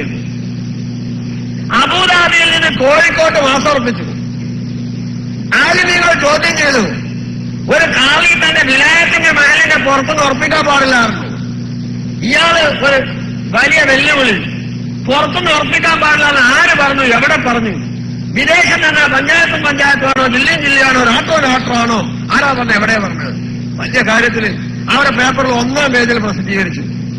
പൈകാലത്ത് റെയിൽ മേലിൽ വിലായത്തിൽ പക്കമായിരുന്നില്ല, പത്തുലിന്റെ വിവാദത്ത് പോലും സാധു ഓർമ്മ ഉണ്ടായില്ല. മുഴുവൻ കുപ്പേര് കിട്ടിയപ്പോൾ നാവടക്കി മുതഅല്ലിമീങ്ങൾക്ക് തെറ്റ് തിരുത്താൻ വേറൊരു അവസരം പടച്ചു ഒരുക്കിയതായിരുന്നു. അല്ലാഹു തആല അവസരങ്ങൾ ഇങ്ങനെ ഒരുക്കി കൊടുക്കായിരുന്നു. ഫിഅലിയായ ജുംലയാകുമ്പോൾ ഫാഇൽ വേണമെന്ന് ആർക്കാ തിരിയാത്തത്? തലാഖിന്റെ സീറ ഏത് സീറയാണെങ്കിലും ഒരു ഫിഅലിയായ ജുംലയാകുമ്പോൾ അത് ജുംല ആകണമെങ്കിൽ തന്നെ ഫാഇൽ വേണ്ടേ? ഫാഇൽ വേണം, അനിവാര്യ ഘടകമാണ്. എന്നാൽ പിന്നെ അതിനെപ്പോലും ചോദ്യം ചെയ്യുന്ന അവസ്ഥ സമസ്ത വിരോധത്തിന്റെ പേരിൽ മുതഅല്ലിമീങ്ങൾക്ക് അല്ലാഹു തആല അവസരം ഒരുക്കി കൊടുത്തതായിരുന്നു. അതൊക്കെ സാധാരണക്കാരേക്കാൾ ഇൽമിന്റെ അയലുകാർക്ക് മറുഭാഗത്തിന്റെ ദയനീയമായ പതനം നേരിൽ നോക്കിക്കാണാനുള്ള അവസരം പടച്ച തമ്പുരാൻ ഒരുക്കി കൊടുത്തതാണ്, പടച്ചുണ്ടാക്കി കൊടുത്തതാണ്. എന്നാ മാറ്റുണ്ടായില്ലേ? ഉണ്ടായി. ഒരുപടി ആളുകൾ മാറി ചിന്തിച്ചതിന്റെ ഗുണഫലമാണ് ഇന്ന് നമ്മുടെ കൂടെ കാണുന്ന വലിയൊരു വിഭാഗമാണ്. മാറി ചിന്തിച്ചവരിൽ അറിയപ്പെടുന്ന ആളുകളല്ലേ നമ്മൾ കാണുന്നുള്ളൂ. വലിയ വിഭാഗം ആളുകൾ മാറി ചിന്തിച്ചു. സമത്വയുടെ നിലപാടാണ് ശരിയെന്ന് പിന്നീട് തുടർന്നുള്ള കാലങ്ങളിൽ പലർക്കും ബോധ്യായി. അതിൽ അവസാനത്തെ ഒന്നാണ് മുഹറം 10 ഉള്ളാൾ ഉറൂസിൽ വെച്ച് മറുഭാഗത്തിന്റെ അധ്യക്ഷൻ ചെയ്ത ശംസുൽ ഉലമയെ കുറിച്ചുള്ള വിവാദപരമായ പ്രസംഗം. യഥാർത്ഥത്തിൽ ആശൂറ നാളിൽ പല ഉന്നതന്മാർക്കും അല്ലാഹു തആല ഉയർന്ന പദവി നൽകിയിട്ടുണ്ട്. അതേസമയത്ത് നന്ദികേട് കാണിച്ച പല ആളുകൾക്കും അല്ലാഹു ദയനീയമായ പതനവും നൽകിയിട്ടുണ്ട്. ചരിത്ര പ്രസിദ്ധമായ വളരെ പ്രധാനപ്പെട്ട ഒരു ദിവസമാണത്. മൂസാ നബി അലൈഹിസ്സലാമിനെയും സംഘത്തെയും അല്ലാഹു രക്ഷപ്പെടുത്തിയ ദിവസമാണെങ്കിൽ ഫറോവയെയും അനുയായികളെയും അല്ലാഹു നശിപ്പിച്ച ദിവസവും മുഹറം 10 തന്നെയാണ്. അങ്ങനെ ഒട്ടേറെ സംഭവങ്ങൾക്ക് സാക്ഷ്യം വഹിച്ച ഒരു നാളിൽ ഉള്ളാൾ ഉറൂസിൽ വെച്ച് മറുഭാഗത്തിന്റെ അധ്യക്ഷൻ വഫാത്തായ ശംസുൽ ഉലമയെ കുറിച്ച് മോശമായ പദപ്രയോഗം നടത്തും. അവിടെ ഒന്നാമത് അവിവേകവും അപ്രസക്തവുമാണ് പരാമർശം, അസ്ഥാനത്തുമാണ്. രംഗം ഉള്ളാൾ ഉറൂസ്. അവിടെ സത്യത്തിൽ എന്താണ് ചർച്ച ചെയ്യേണ്ടത്? അവിടെ മറവിട്ട് കിടക്കുന്ന സയ്യിദ് മദനി എന്നവരുടെ ജീവചരിത്രം, അവരുടെ അപദാനം, കറാമത്ത്, മാത്രമല്ല ഉറൂസുകളുടെയൊക്കെ ഇസ്ലാമികമായ മാനം, ഉറൂസിനെ വിമർശിക്കുന്ന ആളുകൾക്കുള്ള സമുചിതമായ മറുപടി, എത്ര ഭംഗിയായി അങ്ങനെ പരമേക്കണേ. അങ്ങനെ കാര്യം അവതരിപ്പിക്കുകയാണെങ്കിൽ എത്ര നന്നായി. ഇനി അതിന് പുറമെ അദ്ദേഹത്തിന് തന്റെ ശിഷ്യന്മാർ താജുൽ ഉലമ എന്നൊരു പട്ടം നൽകി ആദരിക്കുന്ന ചടങ്ങും അവിടെ വെച്ചുണ്ടായിട്ടുണ്ട്. ശരി, അതിൽ നിന്ന് അയാൾ എന്താണ് പഠിക്കേണ്ടത്? എന്റെ ശിഷ്യന്മാരിതാ എന്നെ ആദരിച്ചിരിക്കുന്നു, ഞാൻ എന്ത് വേണം? എന്റെ ഗുരുനാഥനെ ആദരിക്കണം. ഇതല്ലേ അതിന് പഠിക്കണ്ടേ? അദ്ദേഹം പഠിക്കേണ്ട പാഠം അതല്ലേ? ഇത് നമ്മളെ ഗ്രൂപ്പിന്റെ പേരിൽ പറയുന്നതല്ല, സാമാന്യ ബുദ്ധിയുള്ള ഒരാൾ ആലോചിക്കേണ്ട കേസല്ലേ? എന്റെ ശിഷ്യന്മാർ എന്നെ ആദരിച്ചിരിക്കുന്നു, ഞാൻ എന്ത് വേണം? ഞാൻ എന്റെ ഗുരുനാഥന്മാരെ ആദരിക്കണം. അതല്ലേ അതിന് പഠിക്കേണ്ട പാഠം? ആ തരത്തിലുള്ള ഒന്നുമില്ലാതെ ഒരു മുസ്ലിമായ മനുഷ്യനെ കുറിച്ച് പറയാൻ പാടില്ലാത്ത പ്രയോഗം അദ്ദേഹത്തിൽ നിന്നുണ്ടായി. ഒരു മുസ്ലിമിനെ കുറിച്ച് പറയാൻ പാടില്ലാത്തത് ഇവിടെ ഒരു മുസ്ലിമിനെ കുറിച്ച് എന്നല്ല, ആലിമിനെ കുറിച്ച്, ആലിമീങ്ങളിൽ പ്രമുഖനെ കുറിച്ച്, തന്റെ ഗുരുനാഥനെ കുറിച്ച്, വഫാത്തായ ആളെ കുറിച്ച്. ഞാനിവിടെ 5 തരത്തിലുള്ള ഗൗരവം, വർദ്ധിച്ച ഗൗരവം കാണുന്നു. ഒരു മുസ്ലിമിനെ കുറിച്ച്, ആലിമിനെ കുറിച്ച്, ആലിമീങ്ങളിൽ പ്രമുഖനെ കുറിച്ച്, തന്റെ ഗുരുനാഥനെ കുറിച്ച്, വഫാത്തായ ആളെ കുറിച്ച് എല്ലാ നിലക്കും ഗൗരവം വർദ്ധിച്ചതാണ്. ഇത്തരം പദപ്രയോഗം നടത്തുന്നതിനെ കുറിച്ച് ഇമാം ഗസാലി തങ്ങൾ പറഞ്ഞത് വത്തഅറുദുൽ അംവാത്തി അശദ്ദു, മരിച്ച ആളെ കുറിച്ച് ഇങ്ങനെ പറയുന്നത് കൂടുതൽ ഗൗരവമുള്ളതാണ്. അതുകൊണ്ടല്ലേ നമ്മൾ ഇത്തരം കാര്യങ്ങളൊക്കെ വളരെ സൂക്ഷ്മത പാലിച്ചു വരുന്നത്. വിജയ പ്രസ്ഥാനക്കാരെ കുറിച്ച് നമ്മൾ എപ്പോഴും മുബത്തരി എന്നാ പറയാറ്, കാഫിർ എന്ന് പറയാറില്ല. കാരണം എന്താ? അവരെ സ്നേഹിച്ചിട്ടല്ല, നമ്മളെ സ്നേഹിച്ചിട്ടാണ്. കടകാലം ഇങ്ങോട്ട് തിരിച്ചു വരണ്ടാന്ന് കരുതി. ഇമാം ബുഖാരിയും മുസ്ലിമും റിവായത്ത് ചെയ്ത ഹദീസിൽ കാണും, ലാ യർജി റജുലൻ റജുലൻ ബിൽ കുഫ്രി വലാ ബിൽ ഫിസ്ഖി ഇല്ലാ ഖദത അലൈഹി ഇല്ലം യകുൻ സാഹിബുഹു കദാലിക.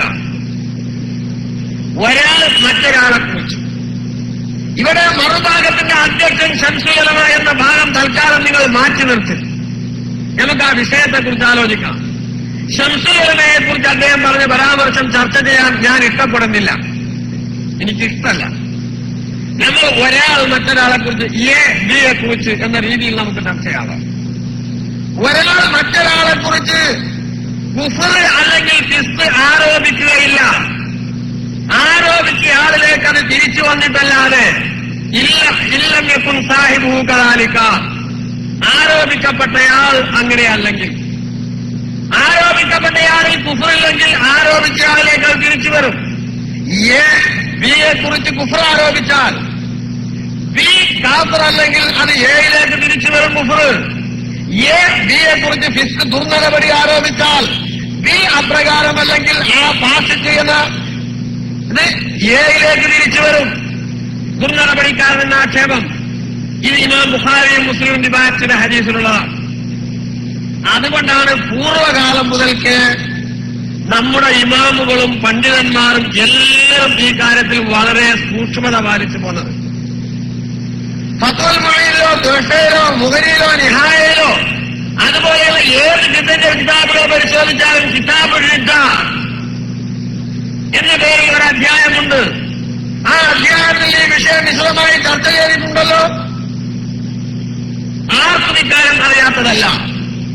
എന്നാൽ ഇവിടെ എ ബിയെ കുറിച്ച് പറയുന്നത് എന്താണ്? എ അവകാശപ്പെടുന്നു അയാൾ ഹക്കിന്റെ മേലാണ്, ബി പിഴച്ചുപോയി കാഫിറായി എന്നാണ് പറയുന്നത്. ഈ കഫറ എന്ന പ്രയോഗത്തിന്റെ അർത്ഥം എന്താണ്? കഫറ എന്നതിന് കൃഷി ചെയ്തു എന്നർത്ഥമുണ്ട്, നന്ദികേട് കാണിച്ചു എന്നർത്ഥമുണ്ട്, മറച്ചുവെച്ചു എന്നർത്ഥമുണ്ട്, മതവൃത്തനായി എന്നർത്ഥമുണ്ട്. എല്ലാ കഫറക്കും ഈ 4 അർത്ഥമുണ്ടോ? ഉണ്ടോ? ചില പോയത്തക്കാരുടെ വിശദീകരണം കേട്ടാൽ അങ്ങനെ തോന്നും. ചില പാട്ട് പാടുന്ന പ്രസംഗകരുണ്ട്, പാവം ഒരു കഥയില്ലേ. പരിശുദ്ധ ഖുർആനിൽ 500 സ്ഥലങ്ങളിൽ കുഫ്ർ പ്രയോഗിച്ചിട്ടുണ്ട്. ഈ ലഫ്ള് അതിൽ ഏതടിസ്ഥാനത്തിലാണ് ഇവർ പറഞ്ഞത്? പിഴച്ചു എന്നത് 200ഓളം സ്ഥലങ്ങളിൽ പറഞ്ഞിട്ടുണ്ട്. വലാലത്തിന്റെ സീറ 200ഓളം സ്ഥലങ്ങളിൽ പറഞ്ഞിട്ടുണ്ട്.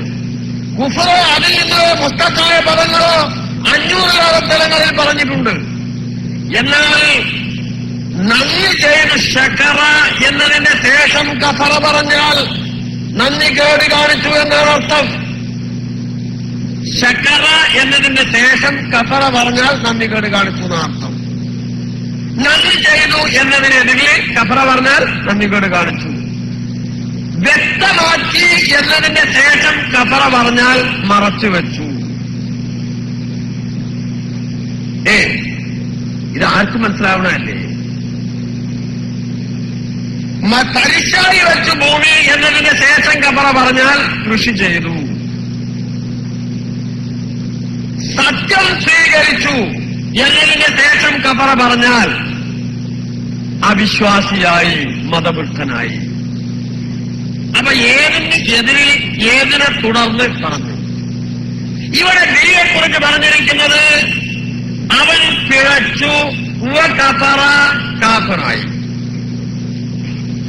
ഹക്കിന്റെ മേലെയാണെന്ന് അവകാശപ്പെടുകയും ബിയെ കുറിച്ച് പിഴച്ചു എന്ന് പറഞ്ഞ ശേഷം കഫറ എന്ന് പറയുകയും പിന്നീട് കാഫറായി എന്ന് വ്യക്തമാക്കുകയും ചെയ്താൽ ആ കഫറയ്ക്ക് കൃഷി ചെയ്തു നഷ്ടമാക്കാൻ നോക്കുന്നുണ്ടോ? മറച്ചു വെച്ചു നഷ്ടമാക്കാൻ നോക്കുന്നുണ്ടോ? കൃതത്തിന് കാണിച്ചു നഷ്ടമാക്കാൻ നോക്കുന്നുണ്ടോ? അതിന് ഖുർആൻ പരിഭാഷകൾ ഉദ്ധരിച്ചിട്ട് പ്രയോജനമുണ്ടോ? ഇല്ല, ഒരു പ്രയോജനമില്ല. യഥാർത്ഥത്തിൽ അരുതാത്തത് വായിൽ നിന്ന് വന്നുപോയി. സത്യമാണ്, യഥാർത്ഥം. അരുതാത്തത് വായിൽ നിന്ന് വന്നുപോയി. ശരി, പിന്നെ അതിനൊരു വിശദീകരണം. അത് ഹിക്കായത്താണ്. ഓഹോ, ശീലയുടെ പോലും ഹിക്കായത്താണ്. വിശ്വസിക്കാൻ പ്രയാസമുണ്ട്. എന്താ പ്രയാസം? ഒന്ന്, സി.എം. മടവൂരിന്റെ ജീവിതകാലത്ത് അദ്ദേഹത്തിന്റെ സന്ദർശകൻ ആയിരുന്നില്ല വിമർശകൻ, മറിച്ച് അദ്ദേഹം വിമർശകനായി. അതുകൊണ്ട് തന്നെ അത് വിശ്വസിക്കാൻ ഒരു പ്രയാസം. രണ്ട്, സി.എം. മടവൂര് സംശയജനകമായി കുടുംബബന്ധവും ആത്മബന്ധവും ഉള്ള ആളായിരുന്നു. അതുകൊണ്ടും വിശ്വസിക്കാൻ പ്രയാസമുണ്ട്. ഇനി പോട്ടെ, അലാ സബീൽ ഇർസായിൽ അനാനി, വാദത്തിന് വേണ്ടി അങ്ങനെ സമ്മതിച്ചാൽ തന്നെ ഒരു മജ്ദൂബായ വലിയ ഗൈബത്തിന്റെ അവസ്ഥയിൽ പറഞ്ഞ പദം അല്ലെങ്കിൽ അത്തരക്കാർ എഴുതിയ ഗ്രന്ഥം പ്രചരിപ്പിക്കാനോ വായിക്കാൻ പോലുമോ പാടുണ്ടോ? അതിന്റെ വിധി എന്താണ്? ഇബ്നു അറബിയുടെ കിതാബ് മുത്താലായിട്ട് ഹറാമാണെന്ന് പറയാനുള്ള കാരണം എന്താ? അവർ തെറ്റിയിട്ടില്ലാത്ത അവസ്ഥയാ എന്ന് വെച്ചാൽ അവർക്ക് ബുദ്ധിയില്ല. ഭ്രാന്തൻ എന്ന് പറയാത്തത് അവരോടുള്ള അദബ് കൊണ്ടാണ്. കാരണം അള്ളാഹുമായ ഇഷ്ടുകാരന് ആ ബുദ്ധി തകരാറായിരിക്കുന്നത്. അതുകൊണ്ട് തഅദ്ദുബൻമാഹും, ഭ്രാന്തന്മാരെന്ന് പറയുന്നില്ല, മജ്ദൂബീങ്ങളെന്നാ പറയുന്നത്. നിക്കരിക്കാതെ പോയതും തെക്കിലേക്കില്ലാതെ പോയതും വലിയ ആയതുകൊണ്ടല്ല, ബുദ്ധിയില്ലാത്തത് കൊണ്ടാണ്. അത്തരക്കാരുടെ പദങ്ങൾ പറയാൻ പാടില്ല, പ്രചരിപ്പിക്കാൻ പാടില്ല, പാരായണം ചെയ്യാൻ പാടില്ലാതെ മസ്അല. അപ്പോൾ പിന്നെ ഇയാളൊരു പരസ്യമായി പറഞ്ഞതിന്റെ ഹുക്മെന്താ? ഹറാമല്ലേ? പറയാൻ പാടുണ്ടോ? പറയാൻ പാടില്ല. ഇനി ഇനി അതും പോട്ടെ. ഈ ഹിക്കായത്ത് ചെയ്തത് അലാ സബീൽ ഇസ്റാരിയാണോ അതിൽ ഇൻകാരിയാണോ? അയാൾ ഇതിനെ സ്ഥിരീകരിച്ചുകൊണ്ടാണോ അതൊന്ന് നിഷേധിക്കാനാണോ? നിഷേധിക്കാനായിരുന്നു എന്ന് വെക്കാൻ നിവൃത്തിയില്ല സാഹചര്യം ഇതുവരെയുള്ള. കാരണം പിന്നീടുള്ള അംഗീകരിക്കലും ന്യായീകരണവും സ്വീകരണവും നശീകരണവും എല്ലാം വ്യക്തമാക്കുന്നത് എന്താണ്? സ്ഥിരീകരിച്ചുകൊണ്ടാണ് പറഞ്ഞത്, നിഷേധിച്ചുകൊണ്ടല്ല. ഒരു മുസ്ലിമായ മനുഷ്യനെ കുറിച്ച് ഈ രീതിയിലുള്ള പദപ്രയോഗം സ്ഥിരീകരിക്കുന്നതിന്റെ ഹുക്മെന്താണ്? അപ്പൊ സത്യം കാര്യങ്ങള് നാവിൽ നിന്ന് വീണുപോയി. ജറാഹാത്തു സിയാമിലഹൽ ഖിയാമു ജറഹൽ ലിസാനു, നാവുണ്ടാക്കണ മുറിവ് മുറിവില. സംഘടനാ നേതാവിൽ നിന്ന് അല്ലെങ്കിൽ സഹപ്രവർത്തകരിൽ നിന്ന് അല്ലെങ്കിൽ ബന്ധുക്കളിൽ നിന്ന് ഒരു അപാകത വന്നാൽ പിന്നെന്താ മാർഗം? ഞാൻ ഇവിടുന്ന് പ്രസംഗിക്കുന്നു, എന്റെ സഹപ്രവർത്തകരും നേതാക്കന്മാരും സ്റ്റേജിലിരിക്കുന്നു, എന്റെ സ്നേഹബന്ധുക്കൾ സദസ്സിലിരിക്കുന്നു. നിങ്ങൾക്ക് എന്റെ നാവിനെ പെട്ടെന്ന് നിയന്ത്രിക്കാൻ കഴിയും. കുടിച്ചു മരിക്കുന്ന മുമ്പ് ആക്കുകയും ചെയ്തു. അങ്ങനെയുണ്ടല്ലോ, വല്ല കുറിച്ച് വായിന്നത് വന്നാൽ പോയില്ലേ? നിങ്ങൾ ആലോചിച്ച് നോക്കില്ല ആ ഘട്ടം. അങ്ങനെ സംഭവിച്ചു പോയാൽ പിന്നെന്താ മാർഗം? വലിയ പാതകമാകുമ്പോൾ അതിനെന്ത് ചെയ്യണമെന്ന് പറഞ്ഞ ആൾക്കാരെ നമ്മൾ പഠിപ്പിക്കുന്നില്ല. സംഘടനാ ബന്ധുക്കളും നേതാക്കന്മാരും ഉത്തരവാദപ്പെട്ടവർ യോഗം ചേർന്ന് എന്താ ചെയ്യേണ്ടത്? ഇങ്ങനെ ഒരാൾക്ക് എന്തെങ്കിലും ഒരു അവിവേകം പറ്റിയിട്ടുണ്ടെങ്കിൽ അയാളെ പ്രോത്സാഹിപ്പിക്കുക, മേലും പണം നിറയും. അതല്ല, മേലിൽ ആവർത്തിക്കരുത്, ഇത് നമ്മളെ സമുദായത്തിന് ആപത്താണ്. ആ വലിയ ദേശക്കാരൻ നമ്മൾ പറയാൻ നിർത്തില്ലാണ്. എന്നാ ദേശമൊന്നും ഇല്ലാത്ത നേരത്ത് ശാന്തമായ അന്തരീക്ഷത്തിൽ കൊടുക്കാനുള്ള എന്താണെങ്കിൽ അതൊക്കെ കൊടുത്ത് നല്ല നിലയിൽ പറഞ്ഞൂടെ, മേലിൽ ചെയ്യരുത്, ഇത് നമുക്ക് വലിയ ആപത്താണ്. ഉസ്താദന്മാരെ കുറിച്ചും ആലിമീങ്ങളെ കുറിച്ചും നമ്മൾ തമ്മിൽ എത്ര അഭിപ്രായ വ്യത്യാസം ഉണ്ടെങ്കിലും ഇങ്ങനെയൊന്നും പറയാൻ പാടില്ല, ഈ കാര്യത്തിൽ ഉപദേശിക്കല്ല വേണ്ടത്. പകരം ഇവരെ മുഷാവറ ചേർന്നതിന് ശരിവെച്ചു റഹ്മാനായ തമ്പുരാനെ ഇതെന്തിന് മുഷാവറയാണ്? ഞാന് തമാശ രൂപത്തിൽ പറയാറുണ്ട്, ഇത് ശരിവെക്കാം, പങ്കിരന്മാരുടെ മുഷാവറ ആവശ്യമില്ല, അട്ടപ്പാടിയിലെ ആദിവാസി മുഷാവറ മതി. അതിന് ആദിവാസി മുഷാവറ എന്നാ പറയാം, ഇത് ആലിമീങ്ങളുടെ മുഷാവറല്ല. ഏത് മോചനാളുള്ളത് ഇതിനെ ശരിവെക്കുക, തോന്നിയാസം വരാന്നിട്ട് മുഷാവറ ചേർന്ന് ശരിവെച്ചത്. എന്ത് മുഷാവറ, ഏത് മൊയ്യര്? ഇതിനെ ശരിവെക്കുന്നത് മൊയ്യരുണ്ട്. അങ്ങനെ ഒരു മുഷാവറ വലിയൊരു പണ്ഡിതനെ കുറിച്ച് അഭിപ്രായ വ്യത്യാസമുള്ള വിഷയം പറയാനല്ലാതെ ഇങ്ങനെ ഉണ്ടോ ഒരേർപ്പാട്? സങ്കടമായിപ്പോയി. എന്നിട്ടും മനസ്സിലാകാത്തവരാ ഈ മനസ്സിലായിട്ടില്ലേ? എന്നാലേ ഇനി തിരിഞ്ഞിട്ടില്ലെങ്കിൽ നട്ടം തിരിയാന്നല്ലാതെ യാതൊരു നിവൃത്തിയില്ല. ഈ തിരിയാത്തൊരു മറുഭാഗത്തുണ്ടെങ്കിൽ സമൂഹത്തിന് അവരെ കൊണ്ട് വലിയ പ്രയോജനം ലഭിക്കാൻ സാധ്യതയല്ല. കാരണം സംഗതി തരിയിലൊന്നും ഉണ്ടാവില്ല. തലന്റെ അകത്ത് വല്ലതുണ്ടെങ്കിൽ മനസ്സിലാകാൻ മാത്രമൊക്കെ ആയിട്ടുണ്ട്. പിന്നെ തലന്റെ പുറത്ത് മുടി മാത്രമുള്ള അമ്പുട്ടാന് കാര്യം എന്നല്ലാതെ സമൂഹത്തിന് വലിയ കാര്യമൊന്നുമില്ല. അകത്ത് വല്ലതും വേണ്ടി, അല്ലെങ്കിൽ അതുകൊണ്ട് വലിയ പ്രയോജനം ഉണ്ടാവുമെന്ന് ഞാൻ വിചാരിക്കുന്നില്ല. ഞങ്ങളെ കുറിച്ച് തിരിച്ചങ്ങോട്ട് ആക്ഷേപം. അവരുടെ ദിനപത്രത്തിലെ ഏതാനും ദിവസങ്ങളില് ചേറാരി സമത്തേനെ ശംസുലമയെ വിമർശിച്ചു എന്ന് പറഞ്ഞുകൊണ്ട് നമ്മളത്ര വിമർശിച്ചു ഇവരെ അംഗീകരിച്ചവരുമാണ്. മനസ്സിലായില്ലേ? വലിയ കടുപ്പുള്ള ഇവാർത്താണ്. എന്താണ് പറയുക? അവര് വലിയൊരു കാരണമായി ചൂണ്ടിക്കാണിക്കുന്നത് എന്നെയാണ്. എന്റെ പേരാ കൊടുത്തില്ല, പറയാൻ സൗകര്യം ഞാനുള്ളത്, കുഴപ്പമൊന്നുമില്ല. അതിന് ഏതാനും ദിവസങ്ങളിൽ തുടർ ലേഖനം മാത്രമല്ല, ഇപ്പൊ ലാസ്റ്റ് അതിനെക്കുറിച്ച് ഒരു പുസ്തകം തന്നെ എഴുതി. പക്ഷെ അത്രമാത്രം എഴുതാൻ മാത്രം ഒന്നാമത് ഞാനില്ലല്ലോ. ഞാനൊരു പഞ്ചായത്ത് പ്രസിഡന്റാണ്. ഒരു പഞ്ചായത്ത് വളരെ ചെറിയ ഏരിയയാണ്, ഒരു വളരെ ചെറിയ ഏരിയ. ഞാനെ കണ്ടില്ല, എന്നോടാരോ പറഞ്ഞ പുസ്തകമുണ്ട്, സുബ്ഹാനല്ലാഹ്.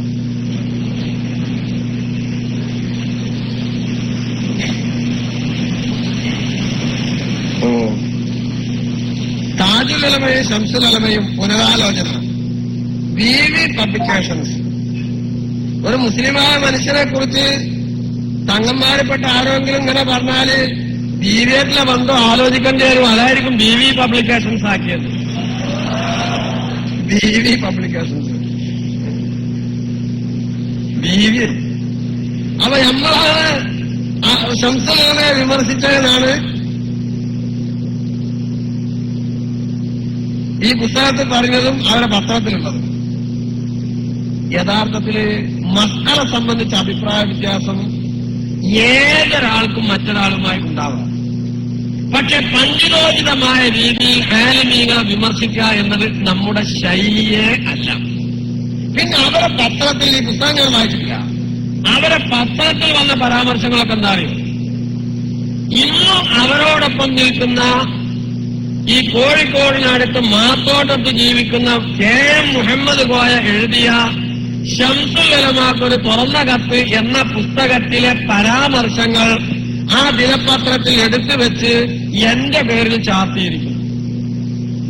മുഹമ്മദ് കോയ എഴുതിയ ബുക്കിലെ പരാമർശം എന്റെ പേരിലാ ചാർത്തിയിട്ടുള്ളത്. പക്ഷെ അതിന് സൗകര്യപൂർവ്വം സൂത്രം പ്രയോഗിച്ചിട്ടുണ്ട്. ബ്രാക്കറ്റിൽ പുസ്തകത്തിന്റെ പേര് എഴുതാതെ വിഘടിത സുന്നികളുടെ പുസ്തകം.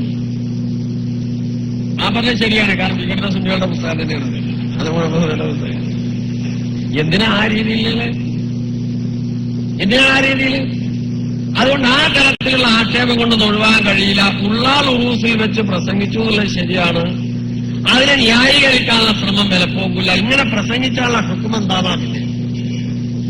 ഞങ്ങൾ തങ്ങളെ കുറിച്ച് മറ്റെന്താ പറഞ്ഞു? തങ്ങൾ ഇങ്ങോട്ട് പറഞ്ഞ രീതിയിൽ അങ്ങോട്ട് പറഞ്ഞു എന്ന് ചിലർ പറയുന്നത് ഞങ്ങൾ പറഞ്ഞിട്ടില്ല.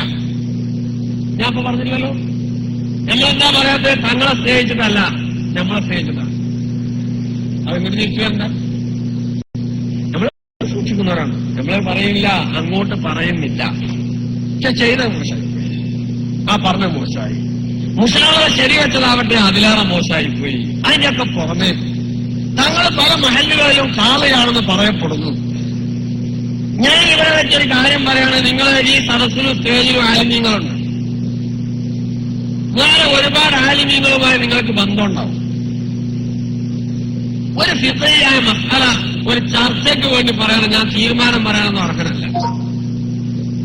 4 മദ്ഹബ് അനുസരിച്ചും ഈ പ്രസംഗത്തോടുകൂടി അദ്ദേഹം ഏതെല്ലാം മഹല്ലുകളിൽ കാളിയാണോ ആ മഹല്ലുകളിൽ സ്വയം കാളി അല്ലാതായിരിക്കുന്നു എന്നാണ് ഞാൻ പറയുന്നത്. 4 മദ്ഹബ് അനുസരിച്ച് പണ്ഡിതന്മാർ ചർച്ച ചെയ്യട്ടെ. അല്ല എന്ന് ആർക്കെങ്കിലും അഭിപ്രായം ഉണ്ടെങ്കിൽ ആ ചർച്ചയിലേക്ക് ചായയും വെള്ളമൊക്കെ കൊണ്ടുവരാൻ ഒരാൾ വേണ്ടേ? അതിന് പഞ്ചായത്ത് പ്രസിഡന്റിനെ ക്ഷണിച്ചോട്ടെ. എന്തായാലും അതിന്റെ ആള് വേണ്ടേ? ചായയും വെള്ളമൊക്കെ കൊണ്ടുവരാൻ സിനിമത്തിന് ക്ഷണിച്ചോട്ടെ. ഞാൻ മനസ്സിലാക്കുന്ന ഇതോടുകൂടിയാണ് കാളി അല്ലാതായിട്ട്. എന്താ അങ്ങനെ വെക്കാൻ കാരണം? കുഫർ അല്ലെങ്കിൽ ഫിസ്ക് ആരോപിച്ചാൽ അത് തിരിച്ചു വരും. കുഫർ തിരിച്ചു വന്നു എന്ന് ഞാൻ പറയുന്നില്ല. ഫിസ്ക് തിരിച്ചു വന്നോ ഇല്ല എന്നുള്ളതിനെ കുറിച്ച് നമുക്ക് ചർച്ചയാവാം. അങ്ങനെ പറയാൻ പാടില്ല. ഒന്ന്. മറ്റൊന്ന്, സിറാജ് ദിനപത്രത്തിൽ തന്നെ അവരെഴുതിയിരുന്നു ആ പറഞ്ഞതിന്റെ അർത്ഥം CM-നും ഉള്ളാൾ തങ്ങൾക്കും മാത്രമേ അറിയുള്ളൂ. മൂപ്പർ ഒരു പ്രത്യേക ഹാലത്തിൽ പറഞ്ഞതാണ്. അങ്ങനെയുള്ള ഹാലത്ത് ഒരു കാലയ്ക്ക് ഉണ്ടായാൽ പുഷ്പയിൽ പോലും പറയുന്നുണ്ട് വലോ ലഹള, ഒരു നിമിഷമാണെങ്കിലും ശരി അങ്ങനെ ഒരു ഹാലത്തുണ്ടായാൽ അതോടുകൂടി അയാൾ സ്വയം കാളി അല്ലാതാകും. എഴുതിയതല്ല, മൂപ്പർ അങ്ങനത്തെ ഒരു ഹാലത്ത് പറഞ്ഞതാണ്. അപ്പൊ ആ ഹാലത്ത് ഒരു നിമിഷമാണ് ഉണ്ടായതെങ്കിലും അതോടുകൂടി അയാൾ അതല്ലാതെ ആകും. എന്നാ പിന്നെ ആ ഹാലത്തിപ്പോ മാറി സ്വീകരണം കൊടുക്കാൻ തുടങ്ങിയപ്പോ ഹാലത്തിന്റെ മാറി പൂർവ്വ സ്വീകരണം തിരിച്ചു കിട്ടി. എന്നാൽ പാകിസ്ഥാനം തിരിച്ചു കിട്ടോ? ഇല്ല. പുതിയ തൗലിയത്ത് വേണം. പുതുതായി അധികാരപ്പെടുത്താതെ പഴയ സ്ഥാനം തിരിച്ചു കിട്ടൂല്ല. അപ്പോൾ ഈ പ്രസംഗത്തോടുകൂടി യഥാർത്ഥത്തിൽ അയാൾ കാളി അല്ലാതായിട്ടുണ്ട്. അത് മാത്രമല്ല, ഒരു സംഘടനാ രംഗത്ത് പ്രവർത്തിക്കുന്ന ആളുകൾ ആലോചിക്കട്ടെ, ഈ രീതിയിൽ പ്രസംഗിക്കുകയും അപകടം ക്ഷണിച്ചു വരുത്തുകയും ചെയ്യുന്ന ആളുകളെ സംഘടനാ നേതൃത്വത്തിന് അവർ അനുയോജ്യരാണോ? പാണക്കാട്ട് തങ്ങന്മാരങ്ങനെ ആക്ഷേപിക്കൽ നിലവിൽ പലപ്പോഴും. നിങ്ങളൊന്ന് ആലോചിച്ചോ കാണി. പൂക്കോയ തങ്ങളെ മക്കൾ എങ്ങനെ പലതും പറയാനുള്ള അവസരം ഈ സമുദായത്തിൽ ഉണ്ടായിരുന്നു. നിങ്ങൾ കുറച്ചു കാലം ആ പാണക്കാട്ട് അലവി എന്ന ആളുണ്ട്, കുറച്ചു കാലം അലവിന്റെ പണി എടുക്കണം. എന്നിട്ട് സംഘടനാ നേതൃസ്ഥാനത്തേക്ക് വരണം. അലവിന്റെ പണിയെടുത്തതിന് ശേഷം പാണക്കാട്ട തങ്ങന്മാരെ ആക്ഷേപിക്കലൊക്കെ പിന്നല്ലേ ചെറിയ കാര്യമല്ല. നേതൃഗുണം എന്ന് പറഞ്ഞാൽ വളരെ പ്രധാനമാണ്. നേതൃഗുണം അശേഷമില്ല എന്നല്ലേ ഈ പ്രസംഗം കോലാഹലത്തെ തെളിയിക്കുന്നത്. എന്നിട്ട് അതില്ലാത്ത ഒരാളെ പിന്നെ ചുമന്ന് നടക്കാം. സുബ്ഹാനല്ലാഹ്, വിസർജിച്ചോനെ പേറിയോന്നും മാറൂലേ. മാത്രമല്ല, വിസർജിച്ചോൻ അവിടെ കഴിക്കാൻ മതിയാവും, പേറിയോ ഒട്ടാകെ കഴിവേണ്ടി വരും. അപ്പൊ അദ്ദേഹത്തെ ചുമന്ന് നടക്കുന്ന ആളുകൾ എരപ്പാകുന്ന ഒരവസ്ഥയിലേക്കാണ് കാര്യങ്ങൾ നീങ്ങുന്നത്. ഞാൻ അധികരിച്ച് പറയല. ഒരു കാര്യം ഇവിടെയും ഞാൻ പറയുന്നു. സുന്നത്ത് ജമാഅത്തിനെ സ്നേഹിക്കുന്ന ആളുകൾക്ക് പടച്ചോൻ അവസരം കാണിച്ചു കൊടുത്തതാണ്. ഇതിനു മുമ്പ് ഒട്ടേറെ അവസരങ്ങൾ അല്ലാഹു തആല ഒരുക്കി കൊടുത്തു. ഒട്ടേറെ അവസരങ്ങൾ ഒരുക്കി കൊടുത്തു. ഏറ്റവും ഒടുവിൽ ഇതാ വീണ്ടും അവസരം ഒരുക്കി തന്നിരിക്കുന്നു. പൊന്നു ഹബീബന്മാരെ, സുന്നി പേരിൽ സംഘടിക്കാനോ സഹകരിക്കാനോ പറ്റിയ പ്രസ്ഥാനമല്ല. അതുകൊണ്ട് സുന്നത്ത് ജമാഅത്തിന് വേണ്ടി നിലകൊള്ളുന്ന വരക്കൽ മുല്ലക്കോയ തങ്ങൾ സ്ഥാപിച്ച കസാലയിൽ, വരക്കൽ മുല്ലക്കോയ തങ്ങൾ ഇരുന്ന കസാലയിൽ ഇരുന്നത് കണ്ണിയത്ത് ഉസ്താദാണ്. ആ സംഘടന സമത്വയാണെന്ന് മനസ്സിലാക്കി ഇവിടെ മുതലക്കുളത്ത് വെച്ച് പോലും മറുഭാഗത്തിന്റെ നേതാവ് പറഞ്ഞല്ലോ, പഴയ സമത്വമാണ് സമത്വയെക്കുറിച്ച്. ഏതന്നെ പറഞ്ഞു പഴയ അവസ്ഥ. അപ്പൊ അവരുടെ പുതിയതാണെന്ന് അർത്ഥം. ആധുനിക അവസ്ഥ അദ്ദേഹത്തിന്റെ കേസെങ്കിൽ തന്നെ പഴയ സമത്വം പറയുന്നുണ്ട്. പിന്നെ അവരുടെ കുറെ അവകാശവാദങ്ങൾ. അതുകൊണ്ട് ആ പഴയ സമത്വയോടൊപ്പം സഹകരിച്ച് നിൽക്കാൻ സുന്നത്ത് ജമാഅത്തിന്റെ പ്രചരണത്തിൽ പിന്നെ കുറെ അവകാശവാദങ്ങളുണ്ട്. അവരിപ്പോ അഖില ലോകമാണ്, അഖിലേന്ത്യ. തിരിക്കാൻ അതൊക്കെ ആവശ്യമായിരിക്കും. ഞങ്ങള് വലിയ ഇതൊന്നും അവകാശപ്പെടുന്നില്ല. പക്ഷേ കേരളത്തിൽ 8,000-ഓളം പ്രൈമറി മദ്രസകളിൽ 11 ലക്ഷത്തോളം വിദ്യാർത്ഥികൾ പഠിക്കുന്നത് സമത്വയുടെ മേൽവിലാസത്തിലാണ്.